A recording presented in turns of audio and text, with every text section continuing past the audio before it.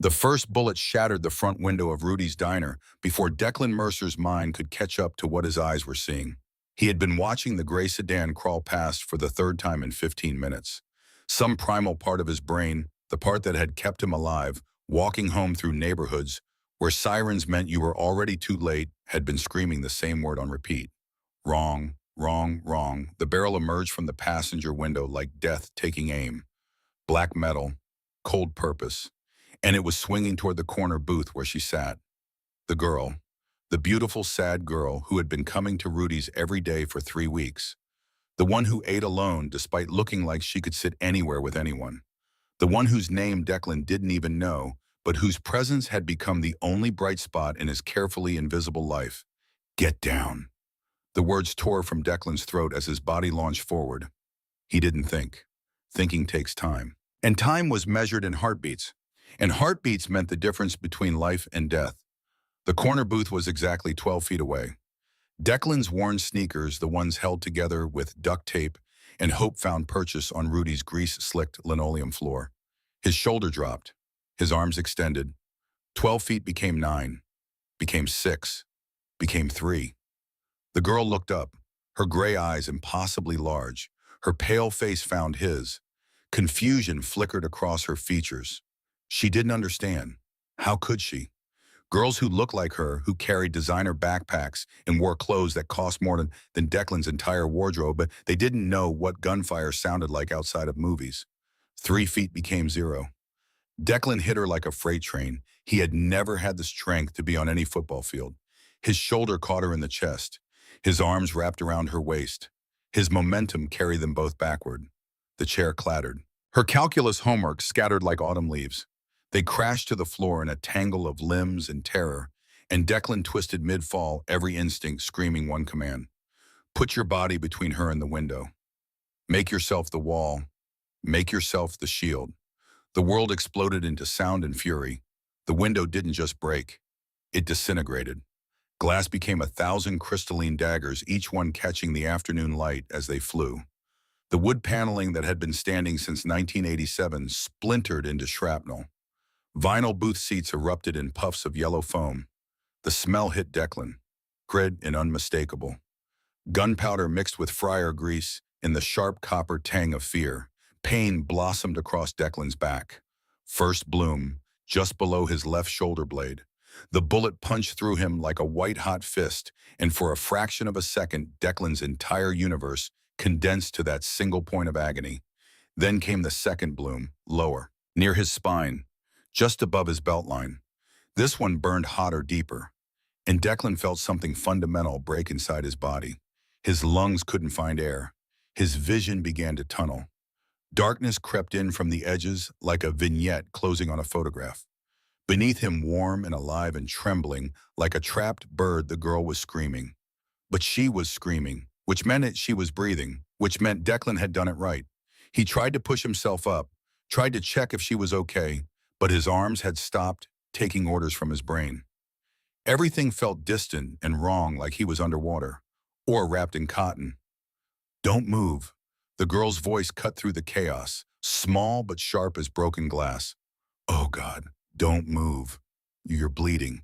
There's so much blood. Blood. Declan could feel it now.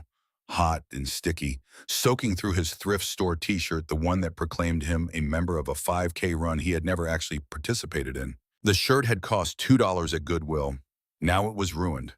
Funny what the brain focused on when it was trying not to think about dying. Am I okay? Declan heard himself ask, though he definitely was not. The words came out slurred like he had been drinking, though he had never touched alcohol in his life. Are you okay? You're shot. The girl's hands were on his face now, and even through the encroaching gray fog, Declan could feel they were shaking. You're shot. Oh God, you're shot. Why did you? You don't even know me. Why would you? Her voice broke. She was crying.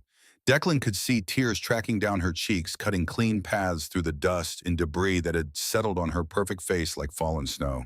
Seemed like the thing to do. Declan managed. His smile probably looked more like a grimace, but he tried anyway.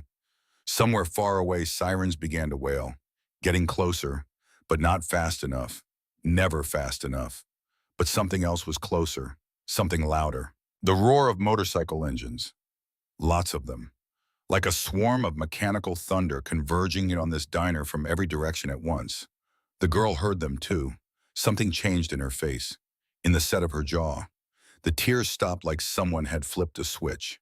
She fumbled for her phone with blood-slicked hands, her fingers leaving red smears on the screen. She punched a number, held it to her ear. Code red. Her voice had gone cold, controlled. Nothing like the terrified teenager of seconds before. Rudy's Diner, Route 9 in Riverside. They found me. A pause. Declan tried to focus on her face, but the gray edges were eating more of his vision with every heartbeat. I'm okay, but the boy who saved me. Her eyes found Declan again, and now there was something new in them, something that looked like recognition and fear and determination all mixed together. Dad, he's dying. Dad, please, Dad. The word echoed in Declan's fading consciousness. She had called someone Dad. And whoever that was, they commanded the kind of respect that made a dozen motorcycles appear in under 3 minutes. The thunder of engines grew louder. So loud, Declan could feel it in his bones, in his failing chest, in the blood pooling beneath them both on Rudy's checkered linoleum. The last thing he saw was the girl's face hovering above him like a moon, beautiful and terrible and afraid. The last thing he heard was her voice, rough with tears but steady with promise. I've got you. Stay with me. You can't die. You don't get to die after saving me. But Declan's body had other ideas. The darkness that had been circling finally rushed in like a tide. And Declan Mercer, 16 years old scholarship student, invisible boy, drowned in it. The girl whose name he still didn't know held his hand and refused to let go even as the world went black. What Declan couldn't know as consciousness slipped away and his blood formed a growing pool around them was that the hand holding his belonged to Raven Ashford, who called herself Elise Carpenter at Riverside High. What he couldn't know was that her father was Garrett Ashford, road name, Havoc Vice President of the Iron Reapers Motorcycle Club. What he couldn't know was that he had just saved the one person in the city whose life was worth more than money, more than territory, more than peace. What Declan couldn't know was that he had just earned a debt paid in iron and loyalty, and the Iron Reapers always paid their debts. 3 weeks earlier, the first day of October, junior year at Riverside High, Declan Mercer had been perfecting the art of being invisible. It was a survival skill, really.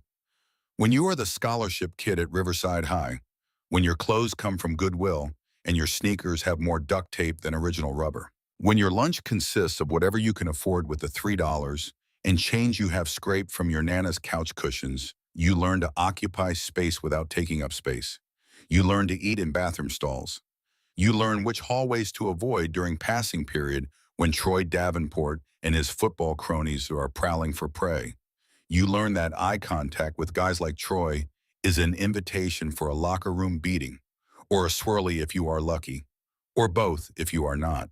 So Declan had become a ghost, a shadow, the boy who sat in the back of every class, who never raised his hand even when he knew the answer. And he usually did because studying was free, and Declan's grades were the only thing keeping his scholarship alive. He could slip through crowds like smoke, could make himself so unremarkable that people's eyes would slide right past him as if he were part of the wallpaper. Home was a 2-bedroom apartment Declan shared with Nana Marguerite, his father's mother, the only family he had left. Dad had disappeared when Declan was 3, just walked out one day and never came back. Mom had died when Declan was 7, cancer that ate through their savings before it ate through her. Nana Marguerite had taken him in without question, but she was 70 years old and living on a fixed income that barely covered rent. Home was the place where the heat got shut off every winter until they could scrape together the reconnection fee. Home was where eviction notices accumulated like snowdrifts on the kitchen counter. Home was where Declan lay awake at night listening to his Nana's wet cough, the one that had been getting worse for 2 years, and calculating whether her medication or their rent was more important this month. Rudy's Diner was his sanctuary, the corner booth by the emergency exit, the one with the ripped vinyl seat that nobody else wanted. That was his fortress. Every day after school, Declan would scrape together $2.47. Exact change for the smallest order of fries and a water cup he would fill with Sprite when Rudy wasn't looking. He would make those fries last an hour, sometimes longer, doing homework by the greasy light of the neon open sign, pretending he had somewhere better to be. He didn't. But Rudy's was warm. Rudy's had electricity.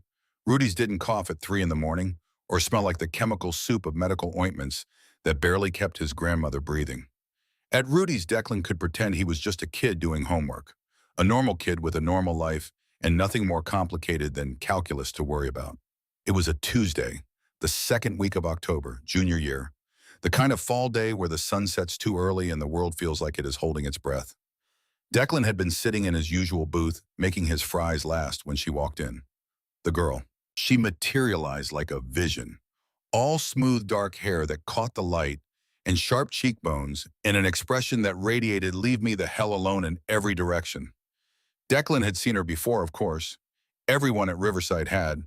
She had transferred in exactly 1 week ago, dropped into a P calculus like she had fallen from another dimension. Elise Carpenter. That was the name on the attendance sheet. Declan had heard Mrs. Chin call it out, but everything else about her was mystery. She ate lunch alone, which was strange because girls who looked like her didn't eat alone. They held court at the popular tables surrounded by admirers and imitators. But this girl, Elise, she seemed to actively avoid attention, always with a book or homework, always with earbuds in, always projecting an aura of "don't even try." Declan respected that, understood it even. What he didn't understand was why she had started coming to Rudy's Diner. This place was for kids like him, kids who couldn't afford the trendy coffee shop downtown or the organic smoothie place by the mall. Elise's backpack probably cost more than Declan's entire wardrobe. Her phone was the newest model, the kind with 3 cameras. Even her pens looked expensive, sleek metal things that probably wrote in liquid gold or something. But every day for the past week she had been here. Same booth by the window, same Cobb salad she barely touched, same calculus homework she definitely didn't need help with based on the perfect scores she had been getting. Declan had tried not to stare. He really had. But there was something about her that made his invisibility training fail. Maybe it was the way she chewed her bottom lip when she was concentrating. Maybe it was the sadness that lived in her eyes, the kind of sadness that matched his own, that recognized its reflection across a greasy diner. Maybe it was just that she was beautiful in a way that made his 16-year-old brain short-circuit and forget how to function. Whatever it was, Declan had noticed her. But what Declan noticed and what he couldn't understand was the other thing he saw in her, a vigilance. The way her eyes swept the room when she first entered, the way she always sat with her back to the wall, the way her gaze tracked every person who came through the door, measuring, assessing, cataloging threats the way a soldier might. These were not the habits of a teenage girl transferring to a new school. These were the habits of someone who had been taught to survive. Declan recognized those habits because he had them too. Different origin, same instinct.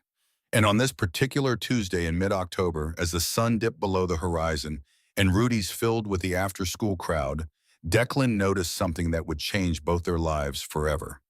The gray sedan. It cruised past at exactly 4:47. Declan only caught it in his peripheral vision, a beat-up Chevy Malibu with tinted windows and a distinctive dent in the rear quarter panel driver's side. Nothing special, nothing worth remembering, except it came back. 4:52, same car, same slow crawl past the front window. This time Declan saw the driver, a man in a black baseball cap, face shadowed, eyes hidden behind sunglasses even though the sun was almost down. Declan's stomach tightened. That old instinct, the one honed by years of walking home through neighborhoods where every dark doorway might hide danger, started whispering. Wrong. Something is wrong. He glanced at the girl, at Elise. She was bent over her calculus textbook, completely absorbed. Her dark hair fell across her face like a curtain, shutting out the world. She had no idea she was being watched. Stalked. The sedan passed a third time at 4:58. This time it slowed to a crawl, then stopped, right in front of Elise's booth, right where she sat by the window, backlit, imperfect, and exposed. Declan's heart began to hammer. He put down his cold fries. His mouth was suddenly dry. Around him, Rudy's was the usual case. Sophomore girls giggling over their phones. Freshman boys having a ketchup packet war. The eternal smell of burnt beef and fryer oil. Normal, safe. But that car was wrong. Declan stood up. His chair scraped against the floor. A few people glanced at him, their attention sliding away almost immediately. Background noise. Not important. The invisible boy doing invisible things. The sedan's passenger window rolled down. Declan could hear it. That mechanical whir, somehow audible over the restaurant din. Like his ears had suddenly become supercharged.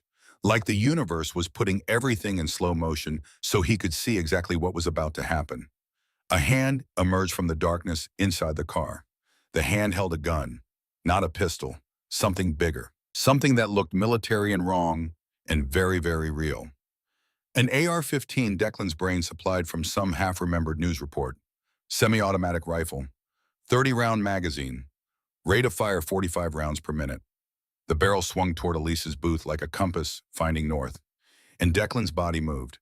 The rest was physics and desperation and 12 feet that felt like 12 miles.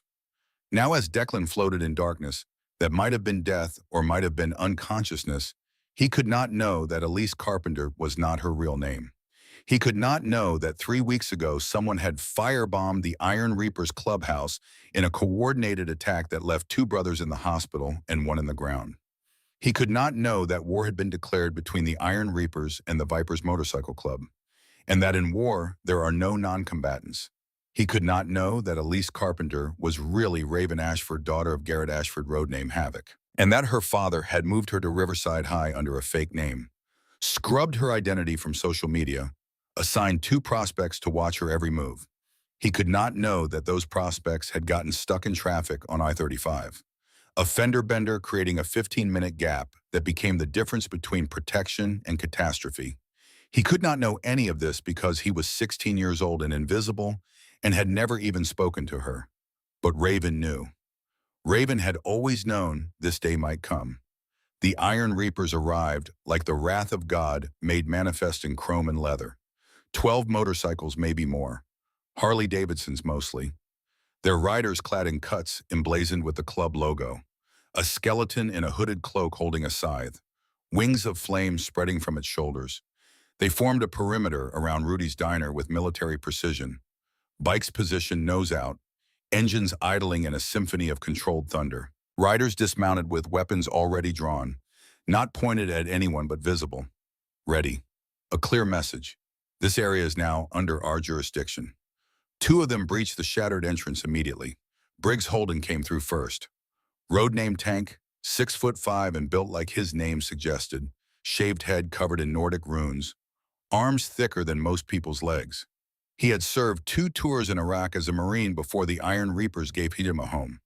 Behind him came Colt Vance, road name Phantom, smaller, leaner, but his eyes held the kind of cold calculation that made smart people nervous. Princess. Tank's voice rumbled like distant thunder as he dropped to one knee beside Raven, who still cradled Declan's unconscious bleeding form. You hit. I'm not the one bleeding out. Raven's voice came out sharp, close to breaking. Help him. Please, Voke. Tank's massive hands went immediately to Declan's neck, finding a pulse. Strong enough, kid's a fighter. His eyes tracked the wounds. Through and through. Both of them. Upper back. He rolled Declan slightly and Raven saw the exit wounds. The blood-soaked front of Declan's shirt. Lungs might be compromised. He's drowning.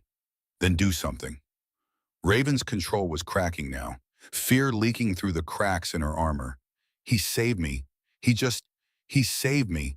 Phantom already had a trauma kit from his cut, already packing gauze into the wounds with practiced efficiency. These men were not EMTs, but in the MC world you learned to treat gunshot wounds or you didn't survive long. Ivoline Tank set his hands surprisingly gentle for someone so massive. Phantom, call it in. Tell them we've got GSW male, juvenile critical. The ambulance arrived 90 seconds later, sirens wailing. But by then, Declan had been stabilized. Barely. The paramedics took one look at the scene at the ring of bikers at Raven's blood-soaked hands and wisely asked no questions.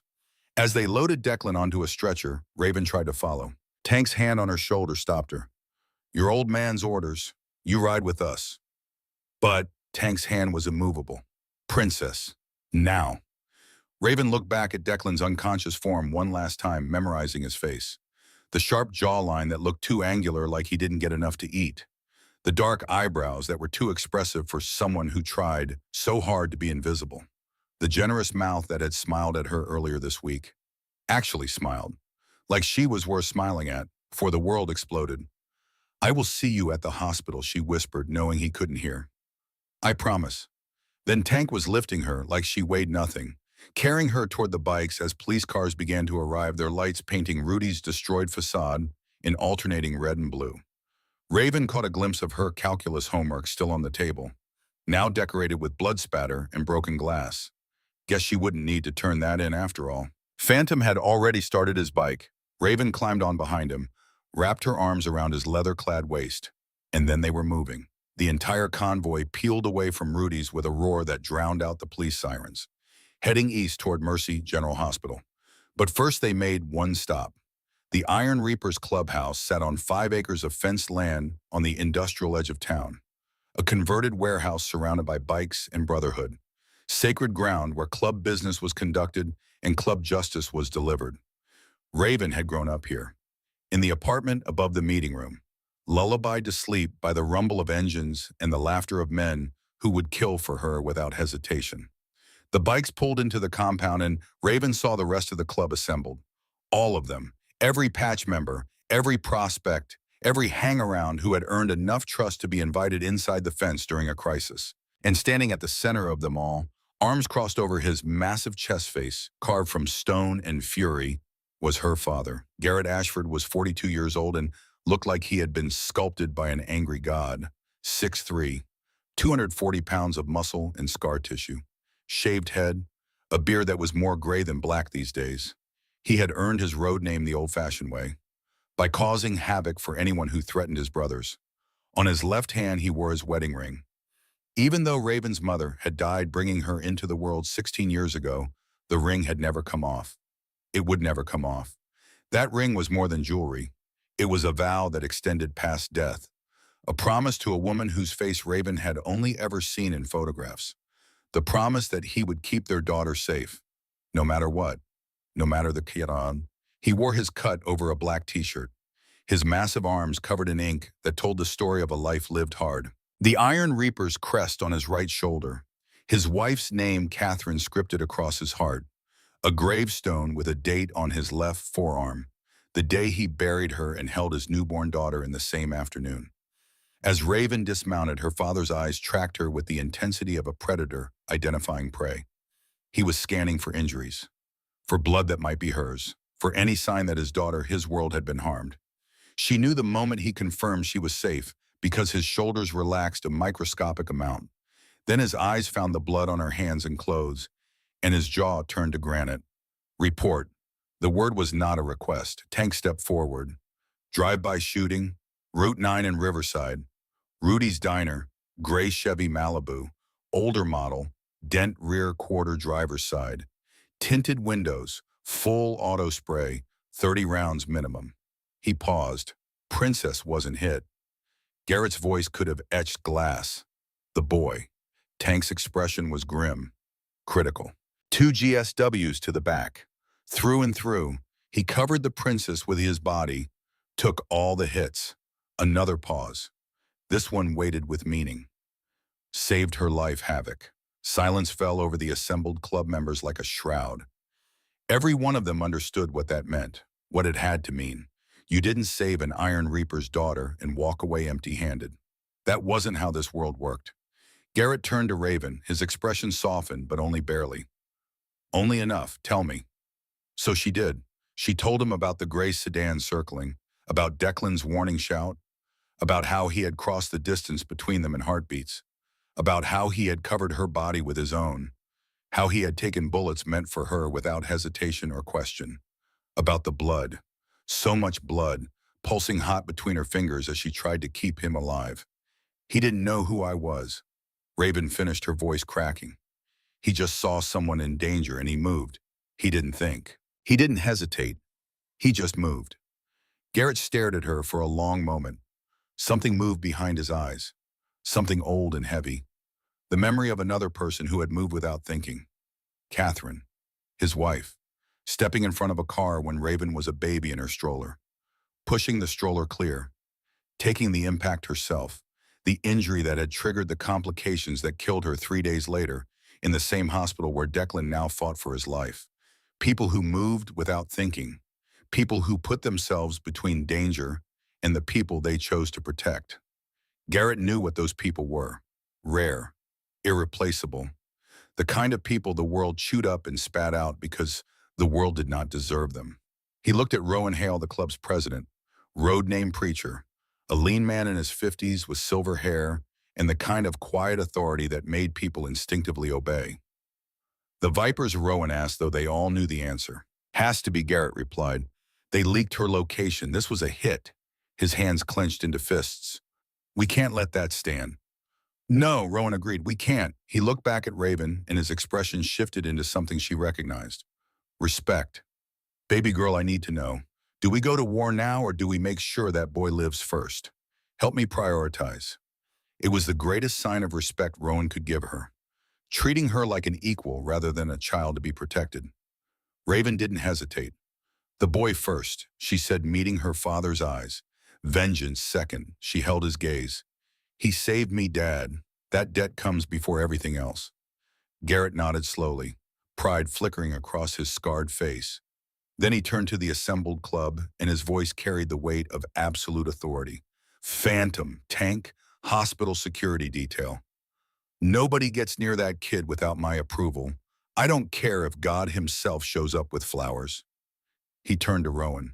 Preach. Call the brothers in Waco. Tell them we need eyes everywhere. The Vipers just declared war.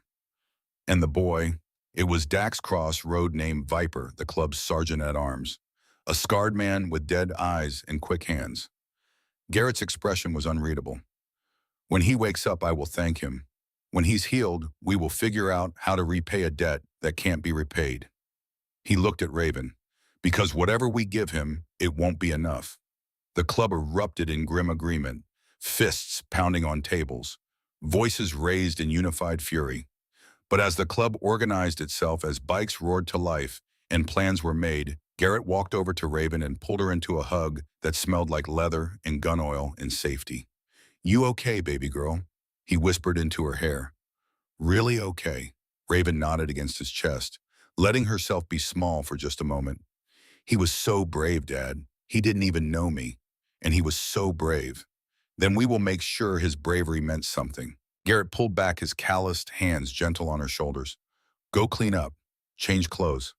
You're covered in his blood, and when he wakes up, I don't want that to be the first thing he sees.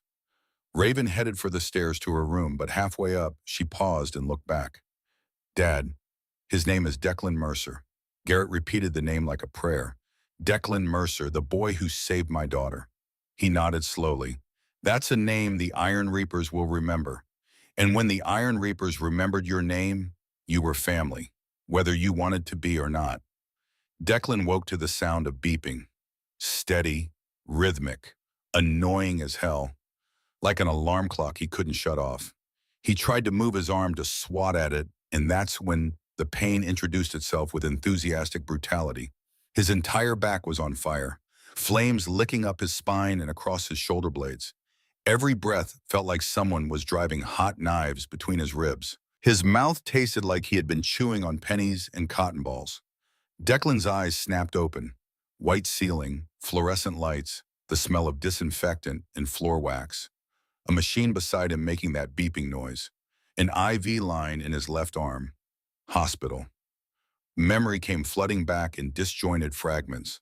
The gun, the window, the girl's gray eyes wide with terror. The impact of bullets punching through his back.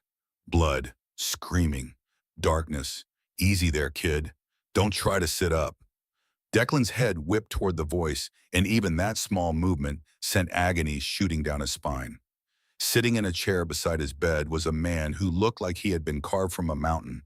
Massive shoulders, arms covered in ink, a shaved head decorated with Nordic runes. The man wore a leather vest. What Declan's brain supplied was called a cut with patches and pins. And on the back, visible as the man shifted, was a rocker that read Iron Reapers MC in Gothic script. Motorcycle club. This man was in a motorcycle club, and he was sitting beside Declan's hospital bed like it was the most natural thing in the world. Who? Declan's voice came out as a croak. His throat felt like sandpaper. The man reached for a plastic cup with a straw, held it to Declan's lips. Drink. Small sips. Declan obeyed, too confused and hurting to argue. The water was the best thing he had ever tasted. Better. Declan nodded. He had to clear his throat. Is she okay? Did she? She's fine, not a scratch on her. The man's expression softened slightly. Thanks to you. Relief flooded through Declan, so intense it almost blotted out the pain. She was okay. He had done it. She was alive. Who are you? Declan managed. The man settled back in his chair, which creaked under his weight. Name's Briggs Holden. Everyone calls me Tank. I'm a brother in the Iron Reapers. Been sitting here making sure nobody bothers you while you slept off the worst of it. How long was I? 14 hours. You coded once in the ambulance, but the docs got you back. Tank's expression was serious. 2 bullets. One collapsed your lung. The other just missed your spine by about half an inch. He paused. You got lucky, kid. Declan didn't feel lucky. He felt like he had been hit by a truck, then backed over for good measure. My Nana, my grandmother. She'll be worried. She can't afford. Already taken care of. Tank interrupted. She's been here twice. Nice lady. Doesn't speak much, but she hugs hard. He smiled slightly. Club made sure she got home safe both times. Also arranged for a home health aide to check on her while you're laid up. Declan stared. What? But I can't. I don't have insurance. I can't pay you back. I can't. You're not paying back a thing. Tank's tone broke no argument. You took bullets meant for someone precious to this club. As far as we're concerned, you're owed, not owing. Declan's head was spinning, and not just from the painkillers. I don't understand. Tank leaned forward, elbows on his knees. That girl you saved. Her name's Raven. Raven Ashford. She's Garrett Ashford's daughter. Garrett's our VP, vice president. He paused, letting that sink in. She's club royalty, kid, which means the bullets you took were meant to hurt this brotherhood. I didn't know, Declan whispered. I just saw the gun and We know you didn't know. That's what makes it matter. Tank stood up and Declan realized the man was even bigger than he had thought.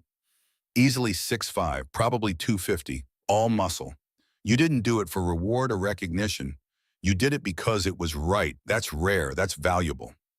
Before Declan could respond, the hospital room door opened, and Garrett Ashford walked in. Declan had thought Tank was intimidating, but Garrett was something else entirely. He radiated danger the way the sun radiated heat. Constant, inescapable, potentially lethal. His face looked like it had been broken and rebuilt several times. A nose that had clearly lost multiple fights. A scar that ran from his left eyebrow to his jawline. But it was his eyes that held Declan frozen. Dark, intelligent, and currently examining Declan with an intensity that made him feel like an insect under a microscope. This him. Garrett's voice was gravel in a cement mixer. Yeah, Havoc. This is Declan Mercer. Garrett approached the bed slowly, deliberately, like he was giving Declan time to process his presence. He pulled up a chair, a normal-sized chair that looked comically small under him, and sat with his elbows on his knees. For a long moment, he just looked at Declan, studied him, assessed him. Declan fought the urge to squirm. Finally, Garrett spoke. You know who I am, Raven's father. Declan said, his voice steadier than he felt. And VP of the Iron Reapers. That's right. Garrett's expression didn't change. You know what you did yesterday? I tried to help. You threw yourself on top of my daughter when bullets were coming through that window. You took 2 rounds in the back. You could have died. Garrett's jaw tightened. You should have died. Doctor said if that second bullet had been half an inch to the right, it would have severed your spine. You'd be paralyzed. Declan swallowed hard. Is Raven really okay? And that's when Garrett's expression cracked. Not much, just a slight softening around the eyes, a barely perceptible relaxation in his shoulders. But it was there. She's perfect. Not a scratch. You made sure of that. Garrett reached out slowly, telegraphing his movement, and gripped Declan's forearm. His hand was rough, calloused, scarred. The hand of a man who had lived hard and fought harder. You gave me the greatest gift anyone's ever given me. You gave me my daughter's life. Declan didn't know what to say. What could you say to that? You didn't really think about it, he admitted. I just moved, I know. That's what makes it honorable. Garrett released Declan's arm and sat back. Most people freeze when bullets start flying. Natural human response. But you ran toward the danger to save a girl you didn't even know. I know her, Declan said softly. I mean, I don't know her, but I've seen her at school. She seems... He trailed off, unsure how to finish. Nice, sad, beautiful, all inadequate, lonely. Garrett finished for him. Yeah, she is. Being my daughter comes with a price. Hard to make friends when your dad's in an MC and your life's potentially in danger. He stood and Declan noticed for the first time that there were other people in the hallway outside his room. Men in cuts, standing guard. I need to ask you something important, Garrett said. And I need you to be honest with me. Can you do that? Declan nodded, even though the movement sent pain shooting down his neck. The guys who did this, the Vipers, they're our enemies. They've been testing us, pushing boundaries. This shooting that was an escalation, an act of war. Garrett's expression hardened. We're going to respond. That's not a question. But before we do, I need to know. Do you remember anything about the shooter, the car, anything that might help us?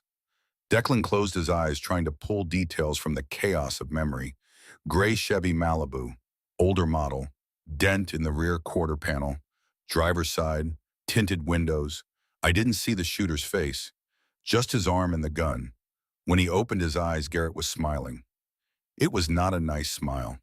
That's more than enough. We already found the car dumped 3 blocks away, wiped clean. But now we know what we're looking for. He nodded to Tank. Send that to Phantom. Tell him to check traffic cams in a 5-block radius. That dent's distinctive. Tank pulled out his phone and stepped into the hallway. Garrett turned back to Declan. You need anything, food, books, someone to threaten the nurses into giving you better pain meds. Despite everything, Declan almost smiled. I'm okay. Kid, you're a 16-year-old recovering from gunshot wounds. You're not okay. Garrett headed for the door, then paused. Your grandmother, Marguerite, right? She's a good woman, worried sick about you. We're making sure she's taken care of while you're in here. Tank had mentioned the home health aide, but there was something else in Garrett's voice now. Something careful, something he was choosing not to say yet. Declan caught it the way you catch a current of cold air from under a door. Something about Nana Marguerite, something Garrett had learned. And when you get out. Garrett turned back and his expression was serious. When you get out, we're going to talk about the future. About what it means when the Iron Reapers owe you. With that cryptic statement, he left, his boots heavy on the linoleum floor. 5 minutes later, the door opened again, and she walked in. Raven. She looked different from the untouchable girl at school. Her dark hair was pulled back in a messy ponytail. Her face was scrubbed clean of any makeup. She wore an oversized hoodie that probably belonged to someone in the club. She looked younger, more vulnerable, more real, and more beautiful than ever. Hi, she said softly, hovering by the door like she wasn't sure if she was allowed to come closer. Hi, Declan echoed. His heart was doing complicated things in his chest, and he didn't think that was related to the collapsed lung. I wanted to come sooner, but Dad said I should wait until you were awake. She trailed off, worrying at her bottom lip. Can I sit? Yeah, of course. She pulled the chair Garrett had vacated closer to the bed and sat down, her hands clasped in her lap. For a long moment, neither of them spoke. Finally, Raven said it. Thank you. Declan shook his head gently, mindful of the pain. You don't have to thank me. Yes, I do. You saved my life. You almost died saving my life. Her eyes were bright with unshed tears. Why did you do it? You don't even know me. The truth came out before Declan could stop it. I wanted to know you. I mean, not in a creepy way. Just, you seemed interesting and sad. And I thought maybe we could be friends. A tear slipped down Raven's cheek. Well, we're definitely more than friends now. You can't take bullets for someone and stay at the friend level. What level are we at then? Raven laughed, a wet, slightly hysterical sound. I don't know. Bonded for life. You're stuck with me forever. She wiped at her eyes. Dad's already decided you're part of this, which, fair warning, means you're probably going to have bikers following you around for the foreseeable future. They're very protective, I noticed, Declan said, thinking of Tank's vigil and the guards in the hallway. And there was something else he noticed, the way Raven sat, the way she held herself even now. Even in an oversized hoodie with tears on her face, there was a core of steel in this girl that Declan recognized. She was not the helpless victim of a random shooting. She was someone who had lived her entire life expecting violence. And when it came, she had not frozen. She had acted, called her father, and applied pressure to Declan's wounds, kept him alive until help arrived. Whatever this girl was, she was no damsel in distress. "I'm sorry," Raven said suddenly. "I'm sorry you got hurt because of me. I'm sorry my life is so complicated that people shoot at me. I'm sorry." "Stop." Declan reached out with his good arm, the one without the IV, and took her hand. Her skin was soft, warm, alive. "You didn't ask for those guys to shoot at you. You didn't put that gun in their hands. This isn't your fault." Raven squeezed his hand, hard, like she was trying to anchor herself to something real. "You're too nice, you know that. Way too nice for this world. Someone's got to be." They sat like that for a while, hand in hand, not speaking. Outside the window, Declan could see the sun setting, painting the sky in shades of orange and red.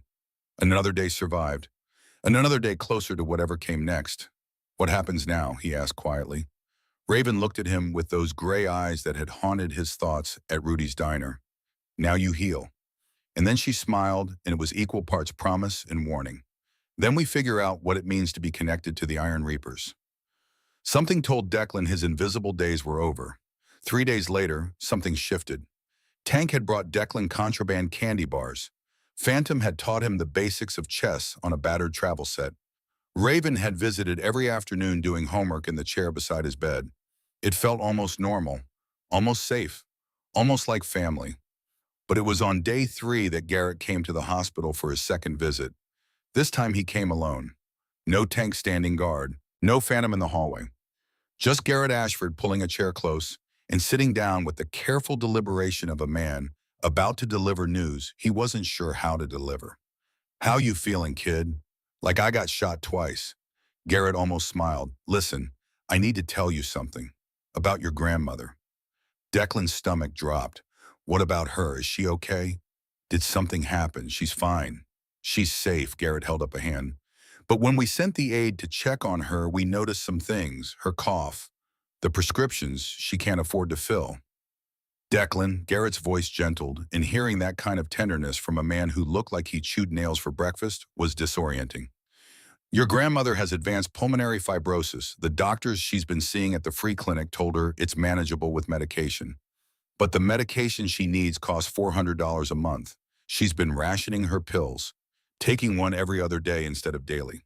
Declan closed his eyes. He had known. On some level, he had always known. The way her cough had deepened over the past year. The way she'd wave off his concern with a smile that didn't reach her eyes. The half-empty pill bottles he'd find in the kitchen trash. "She didn't tell me it was that bad. She didn't want to worry you." Garrett's hand came to rest on Declan's forearm. "Kid, listen to me. We're handling it. Full treatment. Specialist at Mercy General. Medications. Everything she needs. Covered. You can't. Already done." Garrett's expression brooked no argument. "This isn't charity. This is a debt being paid. You saved my daughter. Your grandmother is family now. We take care of family." Declan felt tears building behind his eyes. For 2 years, he had been doing the math. The terrible, impossible math of poverty. Rent versus medication. Heat versus food. His grandmother's life measured in dollars they didn't have. And now, because he had thrown himself across 12 feet of greasy linoleum, that math had changed. "Thank you." The words felt inadequate. But Garrett seemed to understand. "Don't thank me. Thank yourself. You earned this. Every bit of it." That evening, Raven arrived late. Not with homework. Not with the calm expression she had worn the past 3 days. She walked in wearing jeans and a leather jacket, her hair down, falling past her shoulders like dark water. She stood at the window staring out at the parking lot with an intensity that made Declan's stomach tighten. "Raven, you okay?" She turned, and Declan saw something in her face he hadn't seen before. Determination. Cold. Hard. Absolute. "I found something. Something the club didn't find." "What?" She pulled the chair close. So close their knees almost touched. "There's a traitor." Declan's blood went cold. I couldn't just sit around waiting. Raven pulled out her phone, showed him a series of screenshots. School records, prospect files, location data. Someone leaked where I was. Someone told the Vipers I'd be at Rudy's diner at that exact time. Who? Nolan Pike. Road name Razor? He's a prospect, been with the club 6 months. She swiped through more images. He had access to my protection detail schedule. He had my fake identity. And look at this. She showed him a bank record, $5,000 deposited into his account 2 days before the shooting, wired from an LLC that traces back to Viper's territory. Declan stared at the evidence on her screen. It was meticulous, thorough. This wasn't the work of a scared teenager. This was the work of someone who had been raised in a world where information was currency and survival depended on knowing who to trust. Does your dad know? Not yet. Raven put her phone away. I wanted to tell you first, because this is about you too. If I bring this to Dad, he'll handle it, and handling it in the MD world means. She didn't finish, but she didn't have to. It means someone is going to get hurt. Maybe. Probably. Raven met his eyes. So I need to know. Are you okay with that? With what my world really means? Declan thought about it, about the bullets in his back, about Raven's screams, about the fact that someone had been willing to murder a 16-year-old girl for money, or territory, or whatever twisted reason. He's the reason I got shot, Declan said slowly. He's the reason you almost died. Yeah, I'm okay with whatever needs to happen. Raven nodded, something like relief crossing her face. Then let's go tell my father. 30 minutes later, Raven and Declan, in a wheelchair because the nurses wouldn't let him walk yet, sat in a private conference room with Garrett Tank Phantom and Rowan. Raven laid out her evidence on the table. Methodical. Thorough. Declan watched the men's faces darken with every revelation. When she finished, silence hung heavy in the room. Finally, Rowan spoke. You did this yourself. Found all this. Yes, sir. Without club resources. Without asking for help. I used what I had. Raven's voice was steady. My laptop. Public records. Some creative research. Garrett stared at his daughter like he was seeing her for the first time. You shouldn't have been able to find this. Our own intelligence missed it. But I did find it. Raven held his gaze. And now you need to decide what to do about it. Rowan looked at Garrett. Havoc. She's your daughter. Your call on how to proceed. Garrett stood, began pacing. This is treason, betrayal at the deepest level. If it's true, if Razor really sold us out, he didn't finish. It's true, Raven said. I have the evidence. Bank records, phone logs, GPS data. All of it. Then we bring him in. Rowan's voice was granite. We vote. And if the vote goes the way I think it will, he looked at Declan. Kid, you understand what you're witnessing here? Declan nodded. Justice. Close enough. Rowan turned to Phantom. Bring Razor in. Tell him church meeting. Don't spook him. As the meeting broke up, Garrett pulled Raven aside. Declan watched them through the open door, saw Garrett's hands on her shoulders, saw her looking up at her father with defiance and fear mixed together, saw Garrett's expression crack just for a moment into something that looked like pride. When they came back, Garrett approached Declan's wheelchair. You've seen a lot in 4 days, kid. More than most civilians see in a lifetime. He crouched down to eye level. What you saw just now, that stays quiet. You understand. I understand. Garrett studied him. I think you do. He stood. When you get out of here, we're going to have a longer conversation about what happens next. Declan looked past Garrett to where Raven stood, her arms crossed, watching him with those gray eyes that saw everything. What if I already know? I want to be part of it. Garrett followed his gaze, saw what Declan was looking at, and something like understanding crossed his face. Then I guess we'll talk about that too.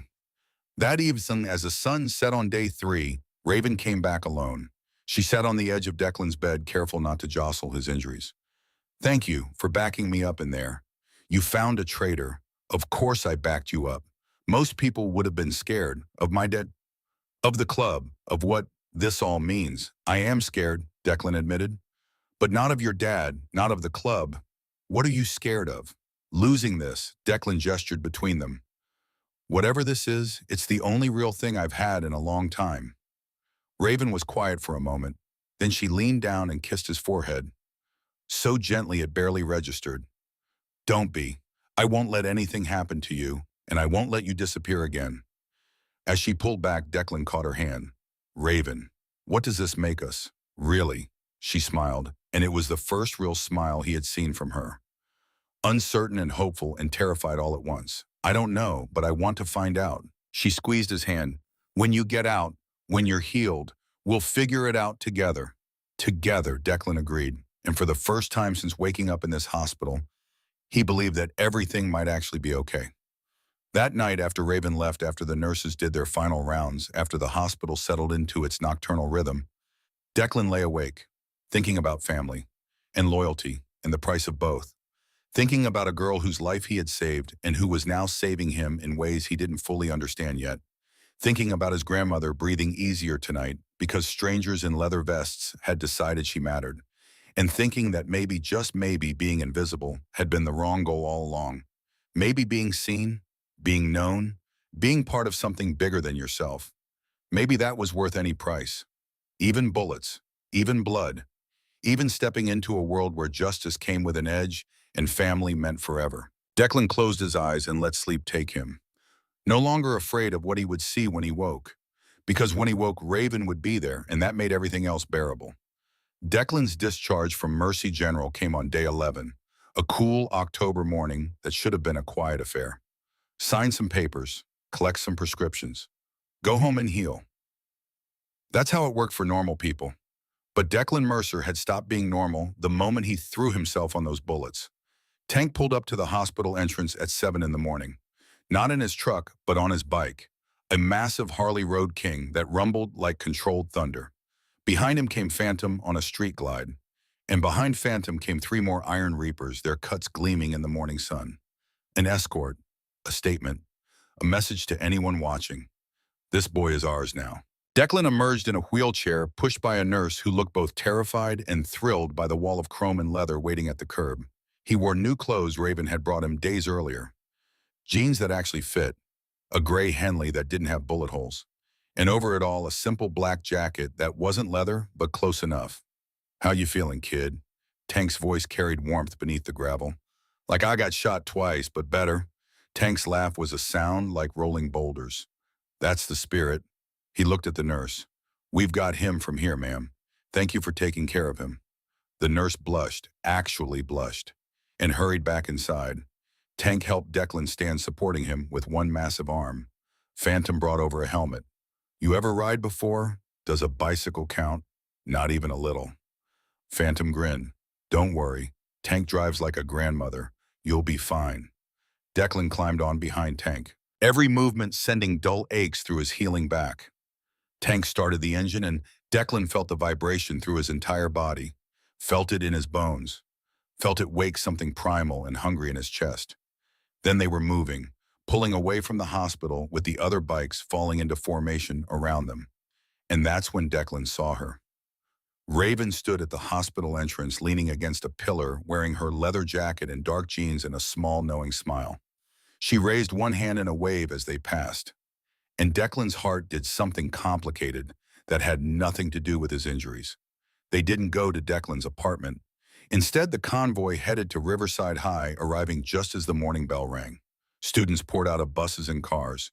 The usual chaos of a Wednesday morning, and then they all stopped, froze, stared. 6 motorcycles idling at the curb. 6 men in Iron Reapers cuts. And Declan Mercer, the invisible scholarship kid, climbing off Tank's bike like he had been riding his whole life. The whispers started immediately, rippling through the crowd like wind through wheat. Is that Mercer? He got shot. He saved that new girl. Are those Iron Reapers? Is he in a gang now? Declan felt every eye on him, felt the weight of sudden visibility like a physical thing pressing down on his shoulders. This was the opposite of everything he had spent 2 years perfecting. This was spectacle. This was exposure. Tank's hand on his shoulder steadied him. You good from here?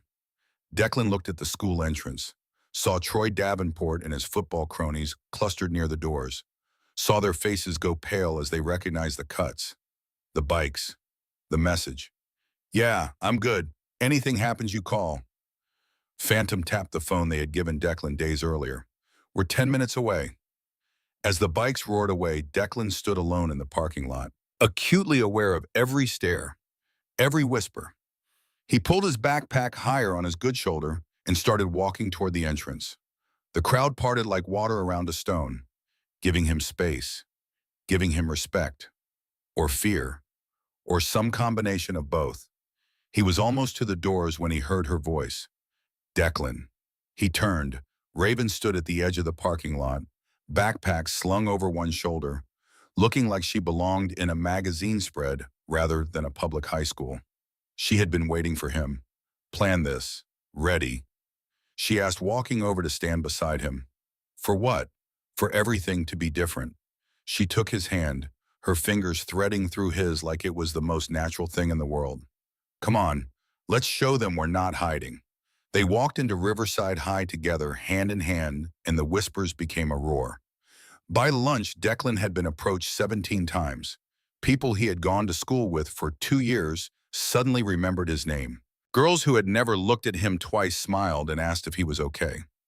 Guys who had laughed when Troy shoved him into lockers now wanted to know what it was like to get shot to be protected by an MC to be with Raven Ashford. Because everyone knew now who she really was. Declan hated every second of it. Raven found him in the library during third period, hiding in the stacks where he used to eat lunch. She slid down to sit beside him on the floor, close enough that their shoulders touched.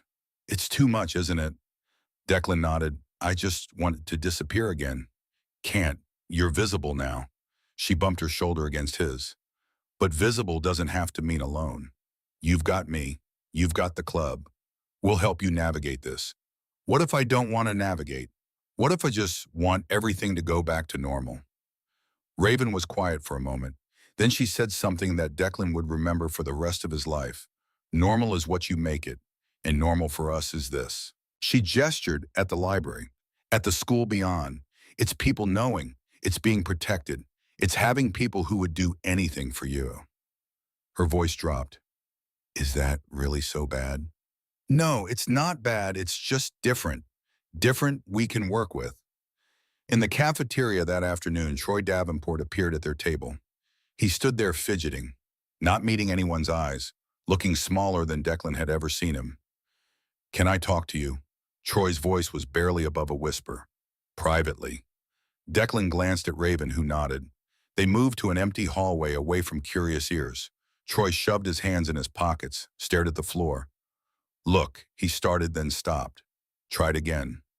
My dad told me what happened. What you did saving her. He jerked his chin toward where Raven had sat visible through the cafeteria windows. That's really brave. Okay, Declan said, wary. And he also told me, Troy swallowed hard, about who her father is.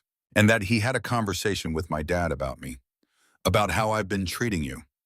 Declan waited, watching Troy struggle with words he had probably rehearsed a dozen times. I'm sorry. Troy finally looked up, and there was genuine fear in his eyes. I'm sorry for being a jerk for 2 years, for the locker stuff, and taking your lunch money, and all of it. I'm sorry, it wasn't a great apology. The fear was too obvious, the motivation too transparent. But it was something. Why? Declan asked. Because you're scared of Raven's dad, or because you actually mean it? Troy's jaw worked. Both. I'm scared. My dad was terrified and he doesn't scare easy. But also he made me think about what I've been doing. Made me realize I've been a bully for no reason except that I could be. He ran a hand through his hair. That's not cool. That's not who I want to be. Declan studied him. This boy who had made his life miserable, who was now standing here looking like he might be sick from anxiety. Okay. Troy blinked. Okay, I accept your apology. Declan kept his voice even. But here's the deal. You leave me alone, I leave you alone. You see someone else getting bullied, you stop it instead of joining in. We don't have to be friends. We just have to not be enemies. Relief flooded Troy's face. Yeah, absolutely. Deal. He stuck out his hand. Declan shook it, feeling the tremor in Troy's grip. As Troy walked away, Raven appeared beside Declan. That was gracious of you. He was scared. Fear can be a good teacher. Raven watched Troy rejoin his table, watched him speak quietly to his friends. Sometimes the threat of what might happen is more effective than actual violence. Is that what your world is always like? Implications and fear. Raven's expression was thoughtful. My world is about consequences. Fear is just a tool we use to make sure people understand those consequences before they cross lines. She took his hand again. Come on, let's finish lunch. Over the next 3 weeks, as October turned to November, a new routine emerged. Every morning, Tanker Phantom would pick Declan up from his apartment, give him a ride to school on their bikes. Nana Marguerite would wave from the window, no longer worried, just grateful that her grandson was being looked after. The color had returned to her cheeks since the specialist started her new medication regimen. The cough had lessened. She moved with more energy, more hope. At school, Declan and Raven were inseparable. They ate lunch together, studied together, walked to classes together, and 3 afternoons a week after school, Raven taught Declan how to fight. They used the old warehouse at the edge of the Iron Reaper's compound, a space that had been converted into a makeshift gym. Heavy bags hung from ceiling beams. Mats covered the concrete floor. Tank usually supervised, offering corrections and encouragement in equal measure. Your stance is too narrow, Raven said on day 25, a Wednesday afternoon in early November, circling Declan like a predator. You're off balance, push you and you'll fall. Declan adjusted his feet, trying to remember everything she had taught him. Better. Now, when I come at you, what do? Redirect. Don't meet force with force. Show me. Raven moved fast, faster than Declan expected, her hands shooting toward his chest. Declan's body reacted, stepping offline, using her momentum to guide her past him. Raven stumbled, caught herself, spun back with a grin. Good. Again. They drilled for an hour, until Declan's healing back ached and his t-shirt was soaked with sweat. Raven barely looked winded. She moved like someone who had been training her entire life, every motion efficient and controlled. As they cooled down, sitting on the mats with water bottles, Declan asked the question that had been building. Why are you doing this? Teaching me. Raven took a long drink before answering. Because you saved me when you didn't know how to fight. I want to make sure that if you ever need to save yourself, you can. I'm never going to be like you, or Tank, or any of the guys in the club. You don't need to be like us. You need to be you, but capable. She looked at him, her gray eyes serious. The world we're in now. Declan, it's not always going to be safe. People know you're connected to the Iron Reapers. That makes you both protected and a target. I need to know you can handle yourself. What if I can't? What if I'm not built for this? Raven's hand found his, squeezed. You threw yourself on bullets. You're built for more than you think. He watched her as she spoke, saw the way she shifted from girl to warrior and back again. Fluid, seamless. This was who Raven Ashford was. Not one thing or the other. Both. A 16-year-old girl who aced calculus. A daughter of violence who could break a man's wrist in 2 moves. The duality didn't confuse Declan anymore. It amazed him. During those weeks, Declan also spent time with Garrett. Not by design, not at first, but Garrett had a habit of appearing at the gym when Declan stayed late, of leaning against the door frame with his arms crossed, watching his daughter teach this skinny kid how to throw a punch. One evening after Raven left for the main building and Declan was rolling up the mats, Garrett spoke. She's different with you. Declan looked up. Sir, don't call me sir. Makes me feel old. Garrett crossed to the bench, sat down, his massive frame making the furniture look like it belonged in a dollhouse.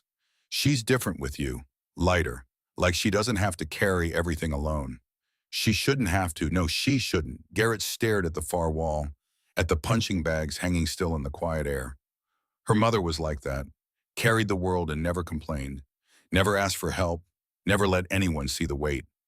He turned to Declan. I was 26 when Catherine died. Raven was 3 days old. 3 days. I held my wife's hand while she slipped away, and I held my daughter for the first time in the same afternoon. Declan said nothing. Some moments demanded silence. I made her a promise. Catherine, that I'd keep Raven safe, that I'd give her a normal life, a real life, away from the club if I could manage it. Garrett's voice dropped. I couldn't manage it. The club is my family, the only family I have besides Raven. And you can't keep a child separate from family. She grew up here, learned to ride before she could drive, learned to shoot before she could vote, and now she's teaching you to fight in the same warehouse where I taught her. He looked at Declan with something raw in his eyes, something that looked like confession. I failed Catherine's promise. Every day I wake up and I know that. But you, Garrett's expression hardened with purpose. You gave me a second chance. You kept my daughter alive when I couldn't.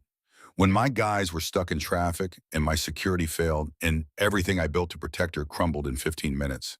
A kid with duct tape on his shoes did what a dozen armed men couldn't. Declan felt the weight of those words settle on him like a mantle. I'm not a hero, he said quietly. The hell you aren't. Garrett stood. Heroes aren't the ones who feel brave. They're the ones who are terrified and move anyway. He headed for the door, then paused. Declan, take care of her. Not because I'm asking, because she needs someone who sees her. Not the VP's daughter, not the princess, her. I do see her. I know. That's why I'm talking to you like this instead of telling you to stay away from my daughter. He almost smiled. Don't make me regret it. Then he was gone, his boots heavy on the concrete. By late November day, 55, Declan could hold his own in a basic sparring match. He would never win against Raven or any of the club members, but he could defend himself, could create space, could survive. The training had changed something in him too. He moved with more confidence, held himself straighter, met people's eyes instead of avoiding them. The invisible boy was gone. In his place was someone new, someone who mattered. Raven noticed the change. Everyone did. But it was Nana Marguerite who said it best. On a Sunday morning when Declan came downstairs in his vest, heading to the clubhouse. You walk like your grandfather now, she said from her chair by the window. Her breathing easier these days, her eyes bright with the medication that was giving her back her life. Head up, shoulders back, like you know where you belong. Declan kissed her forehead. I learned from the best, Nana. You learned from that girl. Nana Marguerite smiled, and from those men on their loud machines. Don't think I don't know what's happening. What's happening? You're becoming who you were supposed to be. She patted his cheek. Now go, and tell that girl to come for dinner on Sunday. I'm making pot roast. But their fragile new peace was about to shatter. It was the Wednesday before Thanksgiving Day 55 when Declan got a text from Raven during fourth period. Come to the clubhouse after school. Emergency. Dad needs you there. Declan's stomach tightened. He texted Tank, who picked him up at 2:30. Face grim. Raven was already at the clubhouse when they arrived, along with every patch member who could make it on short notice. The energy was different. Charged. Dangerous. Rowan Hale stood at the center of the main room, his face carved from stone. Brothers, we got a situation. He gestured to a wall where surveillance photos were pinned. Images of men, buildings, vehicles. The Vipers have been rebuilding. New clubhouse in Waco, new membership, and our intel suggests they're planning a counterstrike. Multiple targets. Simultaneous hits. The room erupted in angry mutters. Rowan held up a hand for silence. We've identified 6 key locations. Their operations. Their leadership. Garrett's been working with contacts. We have a window. Tomorrow night, Thanksgiving. We hit them all at once. We end this. What about Sidewinder? Someone called out. Their leader, Garrett spoke up, his voice carrying weight. Sidewinder Voss will be at their clubhouse in Waco. We handle him last, and we handle him permanently. The room's energy shifted, became charged with anticipation and violence barely contained. Declan felt Raven's hand find his, felt her tension. Then Raven stepped forward, and the room went quiet. I want to be part of this. Absolutely not. Garrett's response was immediate. I'm not asking permission. Raven's eyes flashed. They shot at me. This is my fight. The room held its breath. No one spoke to the VP like that. Garrett's jaw worked, his hands clenching. Baby girl. His voice was strained. This is dangerous. You could get killed. I've been in danger my whole life. Raven didn't waver. You've trained me since I was 8. I can handle myself. You're 16. So is Declan, and he took bullets without any training. Raven gestured at him. If he faced danger for me, I can face it for this family. That's different. Why? Because he's a boy. Her voice rose. I've found the traitor you missed. I've proven I'm capable. Either include me or I'll call Grandmother Patricia and tell her you're still putting me in danger. The silence that followed was absolute. Declan saw pain flash across Garrett's face, saw him realize his daughter had just played the only card that could hurt him.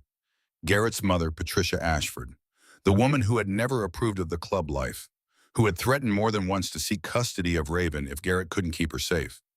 Rowan stepped forward, diffusing the tension. Havoc. She's got a point. Maybe it's time we stop protecting her from the life and start including her in it, under controlled circumstances. Garrett stared at his daughter. When he spoke, his voice was rough. You ride in my truck. You stay with me. You observe. You don't engage. Agreed. And Declan goes too. Garrett's eyes found Declan. He witnesses what this family does. Declan nodded, not trusting his voice. The next night, Thanksgiving Day.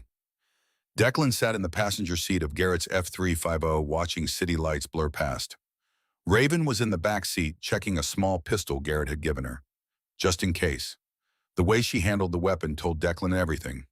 The practiced ease, the automatic safety checks, the comfort of someone who had held guns since childhood. The convoy of Iron Reapers moved through the night like a mechanized pack of wolves. 20 bikes, 4 trucks, all heading to different destinations. Declan's phone buzzed with updates. Team Alpha in position, Team Bravo ready. Team Charlie eyes on target. Garrett's voice was steady as he drove. Declan, what you're about to see stays between us. You understand? Yes, sir. We're not murderers. We're protectors. But protection sometimes requires force. His eyes flicked to the rearview mirror. Found Raven, and I need you to watch over her if something goes wrong. Declan looked back at Raven, who met his eyes with steel in hers. Yeah, I can do that. Good. After tonight, your family all the way. No going back. The first target was a rundown house on the east side, one of the Viper's operations. Garrett parked 2 blocks away, and they watched on a tablet as Team Alpha moved in. No battering ram, just Tank and 3 brothers walking up, knocking, being let in. 2 minutes later, 5 Vipers were zip-tied on the lawn, and Team Alpha was loading duffel bags into their truck. Clean, efficient, no shots fired. 1 down, Garrett murmured. 5 to go. They drove to each location, watching as the Iron Reapers systematically dismantled the Viper's operation. Each hit was the same. Overwhelming force, complete control, minimal violence.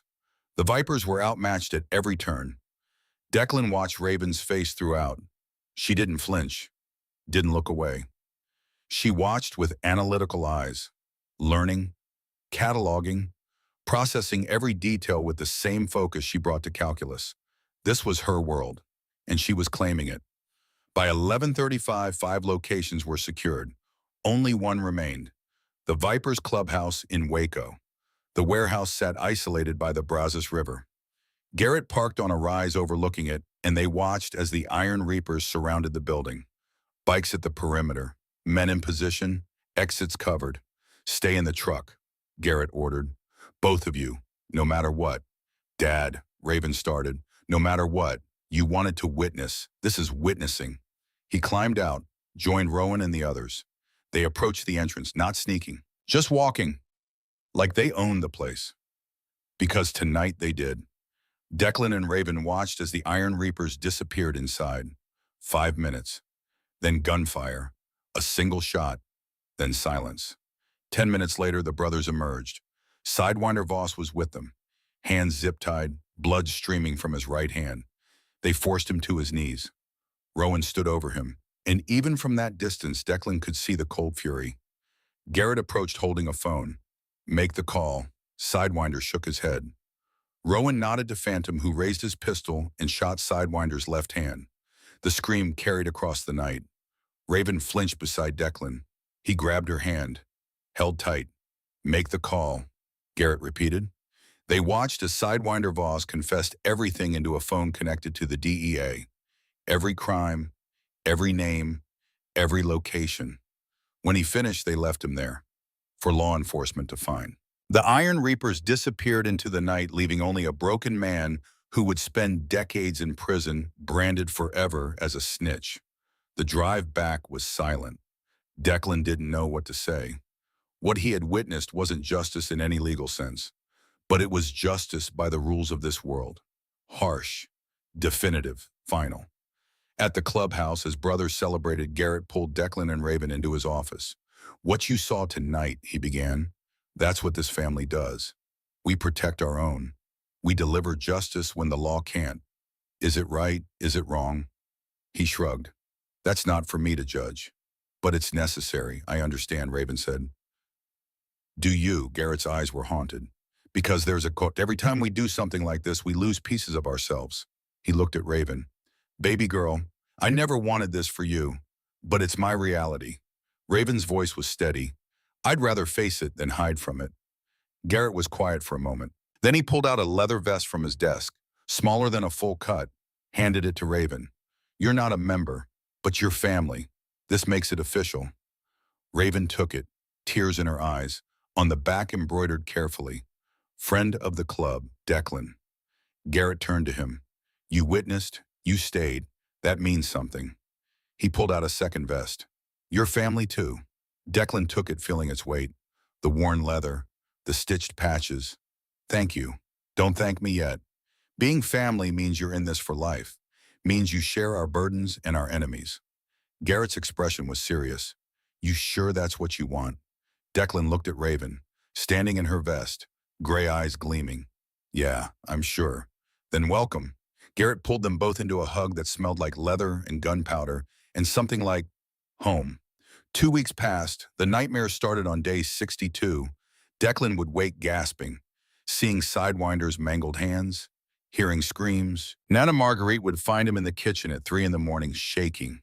She would make tea and sit with him, not asking questions, just being there, the way she had always been there. Raven had nightmares too. "I see your blood," she whispered one afternoon, sitting beside him on the clubhouse steps. "Every night I feel it on my hands. It wasn't your fault. Wasn't it? If I hadn't existed, you'd be safe. I was never happy being invisible." Declan took her hand. "And I'm whole because of you." But the distance was growing. Raven pulled away when he tried to kiss her, found excuses to leave early, stopped answering texts quickly. Declan felt her slipping, felt the wall she was building between them, brick by brick, silence by silence. On day 68, early December, Raven came to his apartment, her eyes red-rimmed, her jaw set. "We need to talk." They sat on his couch and Raven couldn't meet his eyes. "I can't do this anymore." I can't be with you." "Why?" "Because you almost died for me. Because you're having nightmares because of me." She finally looked at him, tears streaming.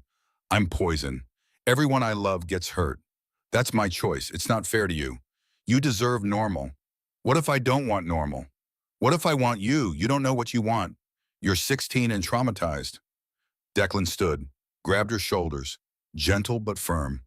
"Raven, I fell for you before the shooting. I fell for you when you were just the sad girl at Rudy's." Raven's tears fell harder. "That doesn't matter. You need to walk away." "No. Declan, please, no." He pulled her close. "You don't get to decide for me. You don't get to push me away to protect me. I make my own choices. And I choose you, even if it destroys you, even then."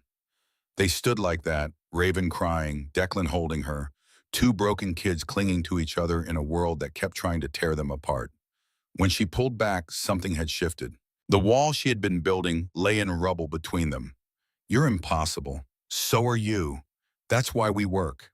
She kissed him, salt and tears and desperation. When they broke apart, her smile was watery but real. "I don't deserve you. Too bad. You're stuck with me." That weekend, day 71, Raven discovered something that would shake the club to its foundation. She had been restless, wandering the clubhouse at 2 in the morning while her father slept upstairs. She had always been this way, a nocturnal creature who found answers in the quiet hours when others slept. And tonight, the quiet delivered something terrible. Behind the garage, two prospects stood in the shadows, smoking, talking low. Not low enough. Raven pressed herself against the wall, barely breathing. Blade said next week, after the Christmas run. "That's when we move." A second voice, nervous. "Rowan won't suspect." The first voice again, harder. Rowan suspects everyone, but he won't suspect his own blood. Raven's heart stopped. Blade. That was Silas Hale's road name among the prospects. Silas, Rowan Hale's son, the president's own blood. She recorded the rest on her phone, hands shaking. They were talking about framing Garrett for theft from the club treasury, starting a civil war, creating chaos so Silas could position himself as the voice of reason.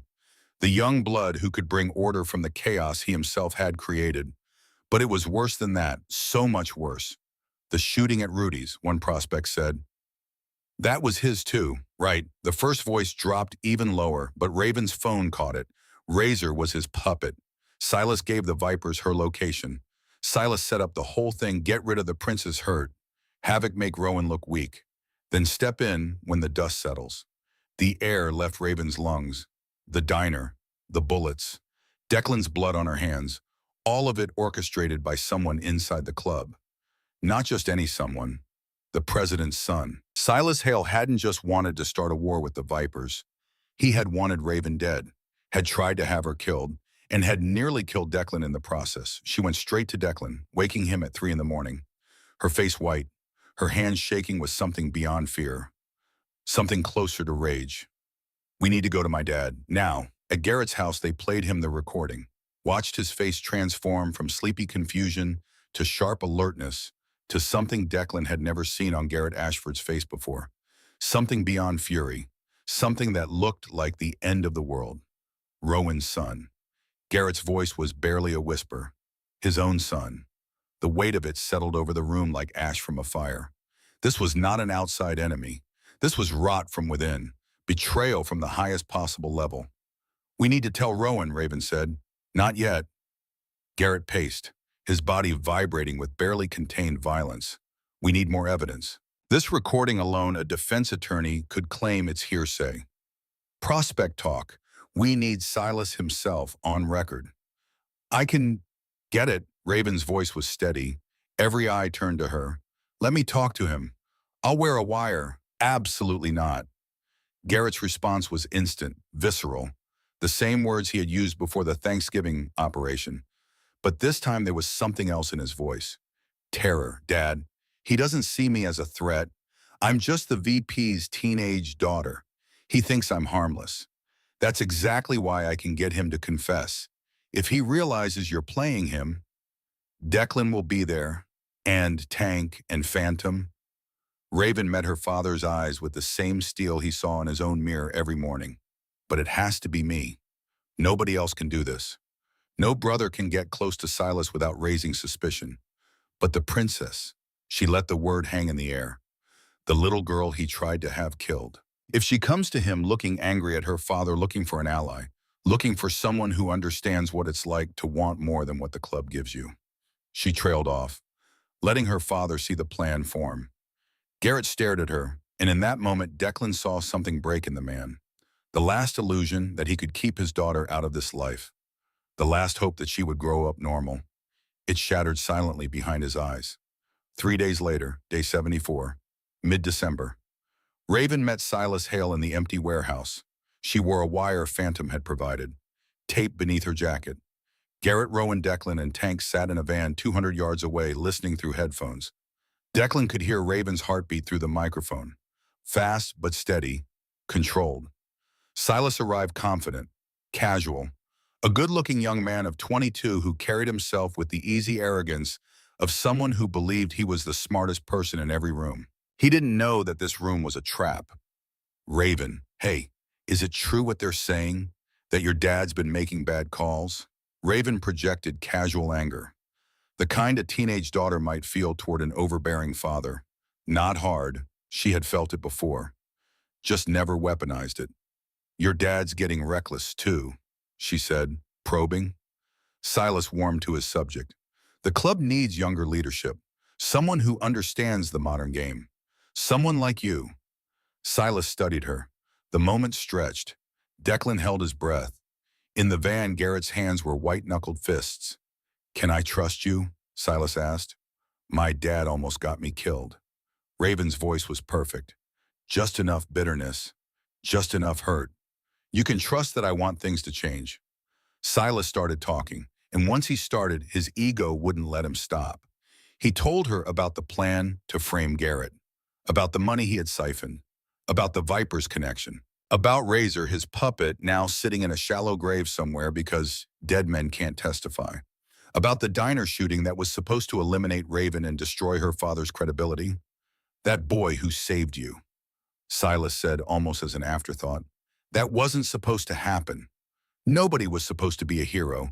You were just supposed to die. In the van, Declan felt his stomach drop, felt Garrett's hand grip his shoulder, squeezing hard enough to bruise, anchoring himself, or Declan, or both. Raven's voice didn't waver. That's solid planning. When do you need me to testify against my dad? Silas grinned, the grin of a man who thought he had won. Soon. Very soon. As soon as Silas left the warehouse, Tank and three brothers surrounded the building. They brought him in, confused at first, then understanding, then defiant, then afraid. The emergency church meeting that night was the most painful thing Declan had witnessed. More painful than the shooting. More painful than Sidewinder's screams, because this was family eating itself. Rowan Hale stood at the head of the table. His silver hair seemed grayer under the harsh overhead lights. His face a mask that cracked in hairline fractures as the recording played. Every brother sat in silence, listening to Rowan's son describe his plan to destroy the club from within, listening to him admit to orchestrating the shooting that nearly killed Raven Ashford and Declan Mercer, listening to him laugh about it, like it was clever, like lives were chess pieces. When the recording ended, Rowan stood. That's my son, my blood, and he committed treason against this club, against this family. Silas was brought in, zip-tied, defiant. When he saw his father's face, some of the defiance leaked away. But not enough. Rowan approached slowly, an old man walking toward the worst moment of his life. Why? Because you're weak. Silas's voice was venomous. You and Havoc, stuck in the past, afraid to evolve. This club could be an empire, but you're content to be kings of nothing. Rowan looked at his son for a longer time, then he backhanded him. Once, hard. The sound cracked through the room like a gunshot. Then Rowan stepped back, composed, controlled, every inch the president. Brothers, the vote, guilty. 30 voices in unison, no hesitation, punishment. Rowan's voice was steady, but Declan could see his hands trembling. Out bad, Garrett said. Stripped, beaten, exiled. Name spreads to every club from coast to coast. He's done. The vote passed, unanimous. Rowan looked at his son one last time. Something ancient and broken moved behind his eyes. You're not my son anymore. They dragged Silas outside. Declan heard the beating. 15 minutes that felt like 15 hours. The sounds of fists and boots and a young man's screams dissolving into whimpers and then into silence. When it was done, they drove Silas to the county line and dumped him. Broken. Stripped of his prospect cut. Stripped of his name. Stripped of everything. Inside, Rowan sat with his face in his hands. The president of the Iron Reapers, reduced to a father who had just lost his son. Garrett approached, his hand on Rowan's shoulder. Heavy, brotherly, preach. I failed him. Rowan's voice was broken. I was a better president than a father. You did what had to be done. Raven approached, slowly, carefully, aware that she was the one who had brought this destruction. Necessary destruction, but destruction all the same. Rowan, I'm sorry. Rowan pulled her into a hug. Don't apologize. You saved this club. He held her at arm's length, his eyes red but clear. You're more family than he ever was. As the club dispersed, as brothers retreated to process what had happened, Declan found Raven outside, sitting on the steps, staring at nothing.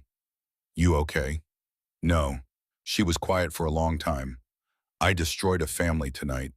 You saved your family. Declan sat beside her. Silas made his choices. He tried to have you killed. He betrayed everyone who trusted him. That's not on you. Doesn't feel like victory. It's not supposed to. He took her hand, but it was necessary, and we carry it together. Raven leaned against him. Together. She was quiet again. Declan, after everything you've seen, are you sure you still want this? He didn't hesitate. I've never been more sure. Even though my world is violence and betrayal, even though, because it's also loyalty and family and love. He kissed the top of her head. You're worth all of it. They sat as November became December. As Thanksgiving gave way to winter, the Iron Reapers slowly healed from wounds that were deeper than any bullet could inflict. The snow came early to Texas that year, dusting the Iron Reapers compound in white on the first day of December. Declan stood in the warehouse gym, watching Raven move through her forms with liquid grace. 2 weeks had passed since Silas Hale's exile. 2 weeks since the club had torn itself apart and stitched itself back together. Stronger in some places, scarred in others. Raven wasn't hiding anymore. She had returned to Riverside High under her real name, Raven Ashford, not Elise Carpenter. Let everyone know exactly who she was, whose daughter she was, what family protected her. The whispers had been deafening at first, but Raven walked through them the way she walked through everything. Head high, spine straight, daring anyone to say something to her face. No one did. She taught self-defense classes at the clubhouse twice a week now, training other MC families, teaching women and prospects alike. Tank supervised, but everyone knew Raven was the real instructor. She moved like water, struck like lightning, and explained techniques with the kind of clarity that made complex things seem simple. Declan attended every class, both as student and as her anchor. He was better now, could hold his own in a sparring match, could protect himself if needed, but he'd never be what Raven was. She had been forged in this world. He had just been tempered by it. Looking good, Declan called. As Raven finished a complicated combination, she turned, sweat gleaming, grin wide. You're just saying that because you're my boyfriend. I'm saying it because it's true. He tossed her a water bottle. Also because I'm your boyfriend. She caught it one-handed, drank deeply. Then she crossed to him and leaned into his chest. And for a moment, she was just 16. Just a girl, not a warrior, not a princess, not the daughter of violence. Some days I don't know who I am anymore, she murmured. Am I Raven Ashford honor student, or the girl who wears wires to trap traitors? You're both. That's what makes you strong. She laughed, but there was an edge. Is that what I am? Strong. To anyone who threatens your family, yeah. Declan kissed her forehead. To me, you're just Raven, the girl who helps me with calculus. I do not help you. You're better at math than me, baby. Okay, but you let me think I'm helping you, which is sweeter. Raven pulled back, studied his face. How are you so steady? After everything, how are you still you? Because you need me to be. Declan's voice was serious. Everyone else in your life is hard and ready for war. I'm the soft place you can land. That's my job. That's a hell of a job. Someone's got to do it. Declan knew this was just the beginning, that more challenges would come, that Silas Hale was still out there somewhere, broken and exiled but alive. And men with nothing left to lose were the most dangerous kind. But sitting with Raven, her hand in his, surrounded by the kind of loyalty most people only read about, Declan felt something he had never felt before. He felt like he belonged, like he mattered, like he was exactly where he was supposed to be. It was a Friday afternoon in late February, day 140, 5 months since the bullets at Rudy's diner. Winter had settled over the city like a held breath. The air carried the kind of cold that got into your bones and stayed. Declan and Raven were leaving Riverside High after a brutal calculus exam, walking toward where Declan's Sportster sat gleaming in the afternoon light. Tank had helped him buy it weeks earlier. A used 883 they had rebuilt together in the compound garage piece by piece until the engine purred like something alive. Raven had taught him to ride, patient as a saint when he stalled it 3 times in the parking lot, laughing when he finally got the clutch right and nearly launched them both into a chain-link fence. Raven was laughing now at something Declan said about Mrs. Chin's exam questions being designed by someone who actively hated joy. Her laugh echoed across the half-empty parking lot, free and open in a way it never used to be. In the months since Silas's exile, something had unlocked in Raven. She laughed more, smiled easier, let people in. Then she stopped dead, body rigid. Declan, gray sedan, 3 o'clock. Declan's eyes snapped to it. A beat-up Nissan Altima, tinted windows, circling the lot slowly. Too slowly. Wrong. The scars on Declan's back began to ache, the way they always did when his body remembered what his mind tried to forget. Could be nothing, he said even though he didn't believe it. It's not nothing. Raven's voice went flat. Cold. The voice of the girl who had been trained for this since she was 8 years old. Get ready to move.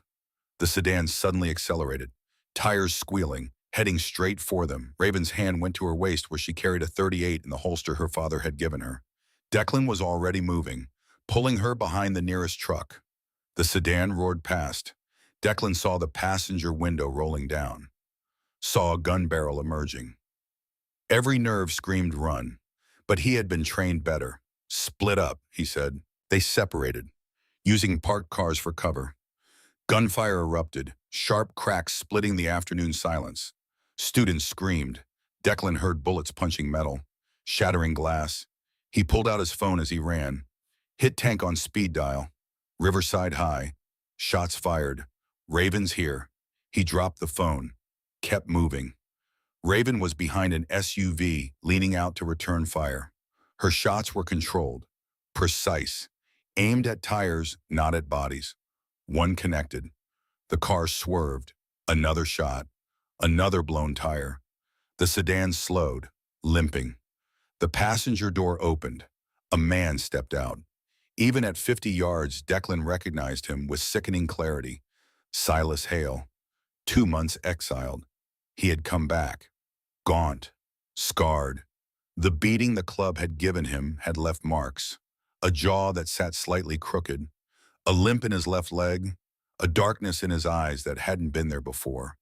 Or maybe it had always been there, and the beating had just stripped away whatever mask had hidden it. He held an AR-15 and wore the expression of someone with nothing left to lose. Behind him, 2 more men climbed from the wrecked sedan, both armed, neither wearing cuts, hired muscle, disposable. Men who would do anything for money and wouldn't live long enough to spend it. 3 against 2. The math was bad. Raven Ashford. Silas's voice echoed across the parking lot, bouncing off the school buildings. Carried by the wind, you destroyed my life. You did that to yourself, Raven shouted back. Gun raised, steady as stone, her training visible in every line of her body, the way she stood, the angle of her arms, the controlled breathing that kept her hands from shaking. Drop it, Silas laughed, the laugh of a man who had crossed the last line, who had decided that if he was going to burn, he would burn everything around him too. Drop it. You sound like your daddy, always giving orders, always pretending you're in control. But you're not in control, princess, not today. The 2 men were spreading out, moving to flanking positions, using the parked cars for cover. Declan could see the geometry of aimless, the kill box they were creating. Raven at the center, crossfire from 3 angles. Even the best shooter in the world couldn't cover 3 directions at once. Declan's mind raced. His training battled with his terror. Every instinct screamed run, hide, be invisible, be the ghost he used to be. Let someone else be the hero. But the ghost was dead. Had been dead since the day he threw himself across 12 feet of linoleum. And the man who had replaced him, the man Raven had trained and Tank had mentored, and Garrett had trusted that man had a job to do. Training took over. Declan couldn't shoot, wasn't armed like Raven, but he could distract, could buy time, could change the geometry of the kill box by adding a variable Silas hadn't planned for. He stood up, hands visible. Silas, over here. Silas's head whipped around, rifle swinging toward this new target. And in that split second of distraction, Raven moved. Not away, toward, sliding between cars with a speed and silence that would have made Phantom proud.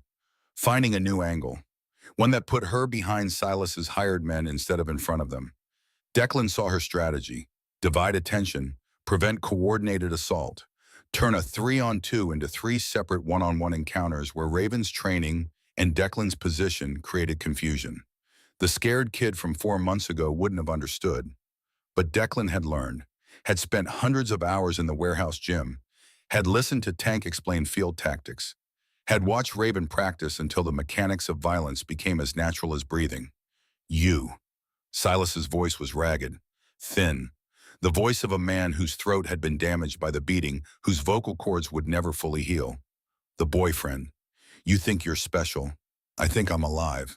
That's special enough. Silas laughed, empty of humor, empty of everything except the hollow rattle of a man who had already decided how the story ended. Let's see how special you are with a bullet in your head. The rifle came up. Declan's world compressed to that black barrel. Time slowed. He could hear his heartbeat, feel every breath, the cold February air in his lungs, the asphalt under his sneakers, the distant scream of a freshman who had come out of the building and immediately wished she hadn't.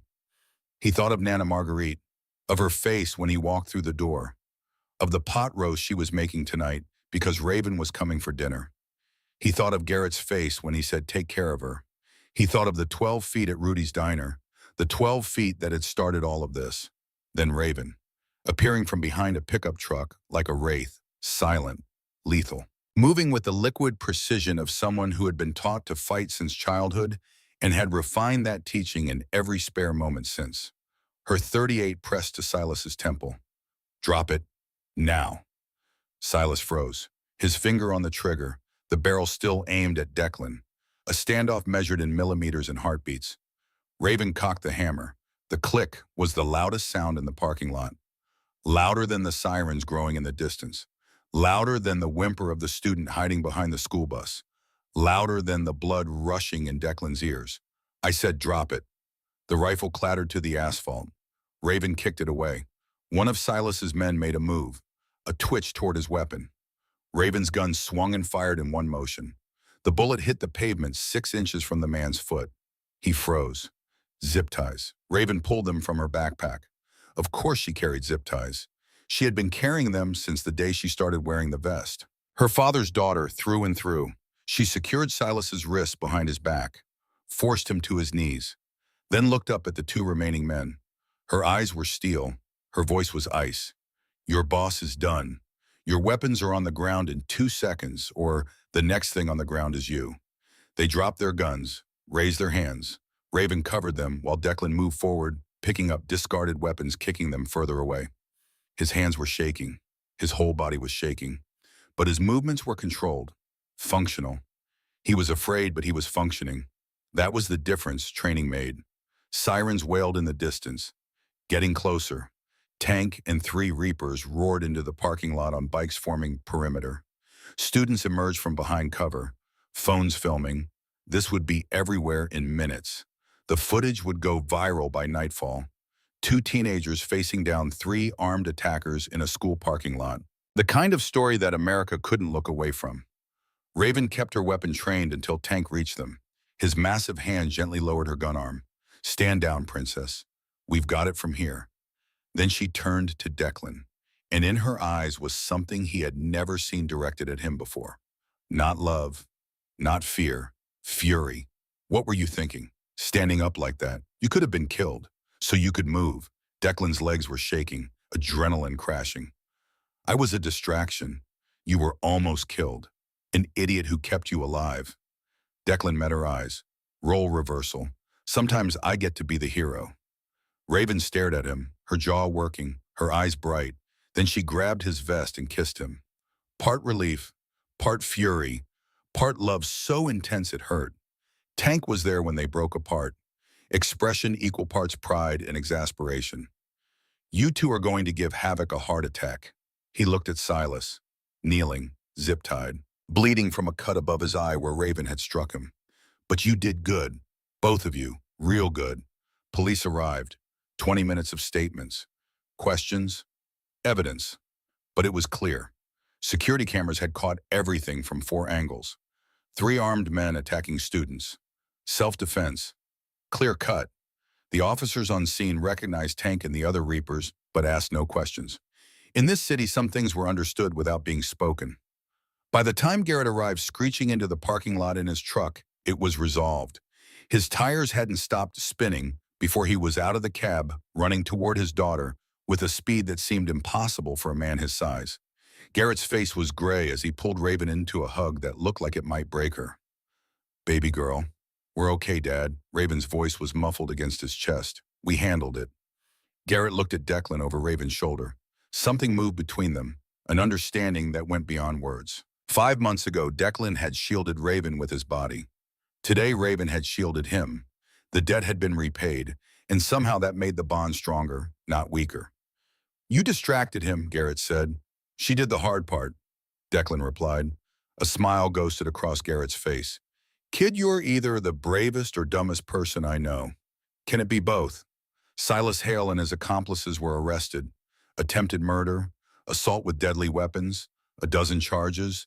The DAA promised 20 years minimum. Silas would be an old man before he breathed free air again. Rowan visited the jail once, just to look Silas in the eye one final time. Tank drove him, waited in the parking lot. When Rowan came out 30 minutes later, he looked older, but lighter, like a weight had been removed that he hadn't realized he was carrying.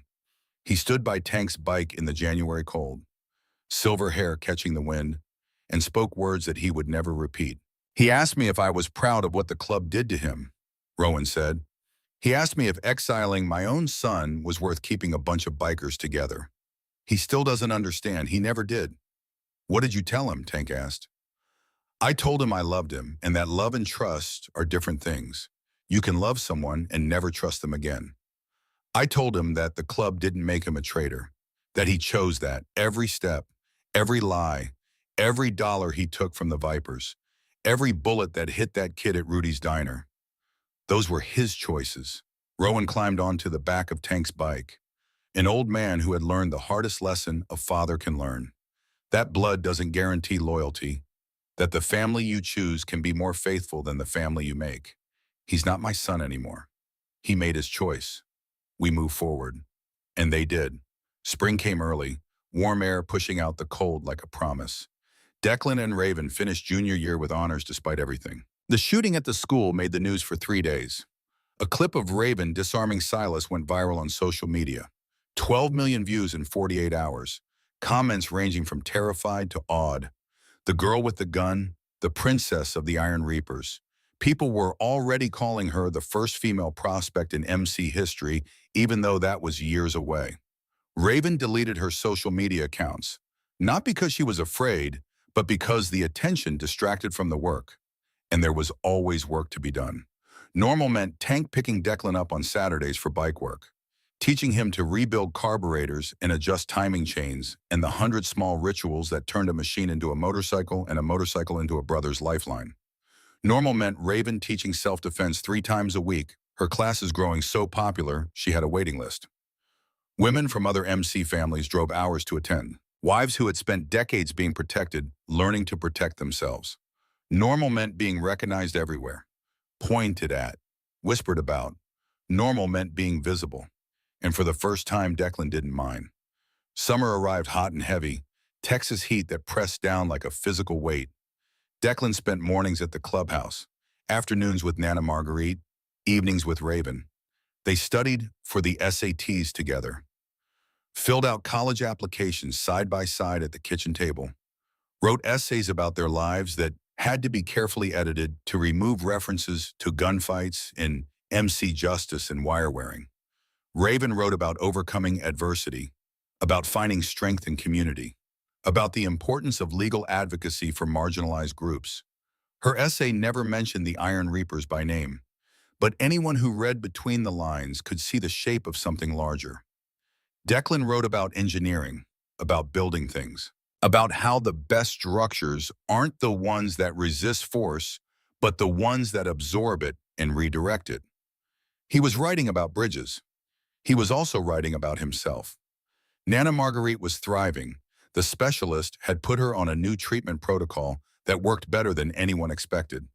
Her cough was nearly gone. She had gained weight, started going to church again, started a knitting circle with 3 of the club wives, started laughing the way Declan remembered from before his mother died. Full and free and frequent. One Sunday in August, as Declan was heading out for senior orientation at Riverside High, she called him back. Declan, sit with me a moment. He sat. Nana Marguerite looked at him with clear eyes, steady eyes, the eyes of a woman who had buried her son's absence and her daughter-in-law's death and raised a grandson on nothing but social security and stubbornness. You know what the best part of all this is? Not the medicine, not the help, not even the fact that I can breathe again. She took his hand.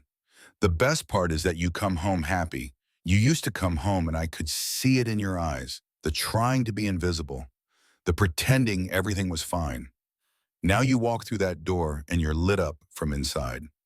She touched his face with her papery hand. That girl did that. That family. Whatever else they are, they gave me my grandson back. She paused, and they gave me back too. Don't think I don't know what they spent on my treatment, what they arranged. She shook her head slowly. I've been proud my whole life. Too proud to ask for help. Too proud to admit I was dying. But those people, those rough men on their loud machines, they didn't wait for me to ask. They just showed up. And I've learned that there's no shame in being helped by people who love you. Senior year began, the final stretch. Declan would apply to Texas A&M for engineering. Full scholarship if his grades held, which they would. Raven would apply to Utah Austin. Pre-law, she knew exactly what she wanted.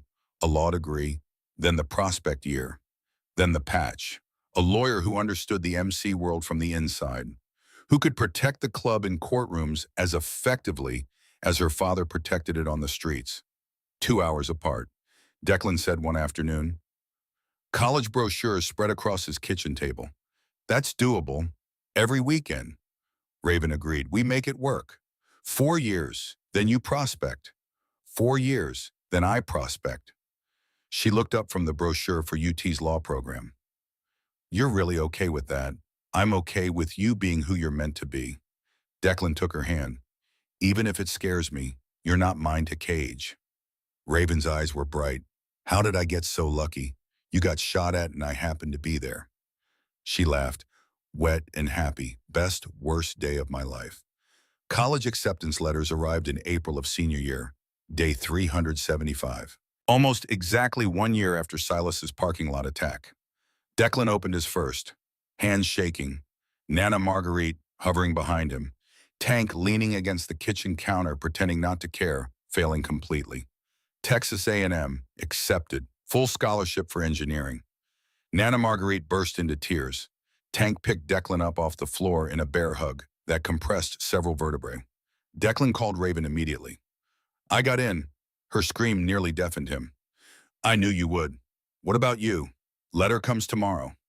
The next day, Declan skipped school and waited with Raven at her house. Garrett paced like a caged animal. When the mail truck arrived, all three ran outside. Raven tore open the envelope, hands shaking, read the first line, read it again, then screamed, jumped, threw herself into Garrett's arms. I got in, pre-law, partial scholarship, everything. Garrett held his daughter, his face buried in her hair, tears on his cheeks. The vice president of the Iron Reapers Motorcycle Club, a man who had caused more havoc than most natural disasters, standing in his front yard crying because his little girl got into college. I'm so proud, baby girl. His voice cracked. Your mother would be so proud. That evening, the clubhouse threw a celebration. Every brother showed up. Tank provided the barbecue. Phantom made his legendary ribs. Viper actually smiled, which several members later claimed must be a sign of the apocalypse. Nana Marguerite came too, sitting in a folding chair by the bonfire wrapped in a blanket. One of the club wives had knitted, looking happier than Declan had seen her in years. She was talking to Garrett's mother, Patricia, who had driven down from Dallas. Two grandmothers, two worlds, finding common ground over stories about their grandchildren's stubbornness. The compound was transformed, lights strung between buildings, tables loaded with food, the bonfire roaring in the central yard. Families arriving, brothers in their cuts, old ladies in leather, children running wild, music from a speaker system that Phantom had rigged. Classic rock blending with the laughter and the rumble of idling bikes. It felt like a normal celebration, except for the weapons most people carried, and the guards posted at the gates, and the quiet understanding that this family had survived things that would have destroyed most organizations, and had emerged stronger. Rowan called for attention around 9, his voice cutting through the chatter with the easy authority of 30 years of leadership. Brothers, family, gather around. Everyone moved toward the center, forming a loose circle. Rowan stood at the middle, Garrett beside him, and in front of them Raven and Declan. 1 year ago, Rowan began. No, 18 months ago, Two kids walked into our lives through violence. One threw himself on bullets to save a stranger. The other survived those bullets, found a traitor we all missed, wore a wire, faced down an armed man in a school parking lot. He paused. Since then, they have trained with us, worked with us, bled with us, proven themselves in ways that would put most patch members to shame. He pulled out two leather vests, different from the ones Garrett had given them months ago. These were official, embroidered by hand by the club's women. The stitching careful, precise, each letter sewn with intention. Declan, you took bullets for Havoc's daughter. You witnessed our justice. You stood up unarmed in a parking lot to draw fire so she could move. You've earned our respect. He extended the first vest. This marks you as Iron Reaper's family. Forever. Declan took it, hands shaking. On the front, his name, Declan Mercer. On the back, in larger letters, Iron Reaper's family. Beneath that, a small embroidered date. The date of the shooting at Rudy's diner. The day everything changed. Rowan turned to Raven. And you. He shook his head slightly. In wonderment or admiration or both. You've done something remarkable. You found our traitor when our own intelligence failed. You wore a wire to trap a man who wanted you dead. You saved this club from civil war. And you did it all while maintaining a 4.0 GPA and getting accepted to one of the best law schools in the country. Scattered laughter, but respectful, admiring. He handed her an identical vest. But more than that, Rowan's voice dropped. You've forced us to ask hard questions about who we are and who we can become, about whether traditions that exclude half the population are traditions worth keeping, about whether strength comes from muscle alone or from the kind of courage that a 16-year-old girl showed when she put a gun to a traitor's head and said, "Drop it." The crowd was silent, everyone watching, the weight of the moment settling over them like gravity. Which brings me to an announcement. Rowan looked at Garrett, who nodded, one that's going to change this club forever. Garrett stepped forward, conflict written across his face, the battle between father and VP visible in every line of his body. Baby girl, when you were born, I made your mother a promise. I'd keep you safe, keep you out of this life. He paused, voice rough. I failed. You're in this life whether I wanted it or not. So the question is, do I keep trying to protect you from it, or do I give you the tools to navigate it? Where is this going? Raven's voice was steady despite tears forming. Garrett looked at Rowan, who nodded. We're offering you a choice. After college, if you still want this life, you can prospect for a full patch. The crowd erupted, cheers, angry shouts, stunned silence, all mixed together in a wave of reaction that crashed against the walls of the compound. She'd be the first woman to ever prospect. Rowan said, cutting through the chaos. The first female member in our history. It won't be easy. You'll face resistance. You'll have to prove yourself twice as hard. But if you earn it, you'll wear the patch. Raven's voice was barely a whisper. You're serious, as a heart attack. Garrett met her eyes. The vote was close, 18-14. But it passed. He gripped her shoulders. This is your choice. Not mine. Not the club's. Yours. Declan watched emotions play across Raven's face. Shock, joy, fear, determination.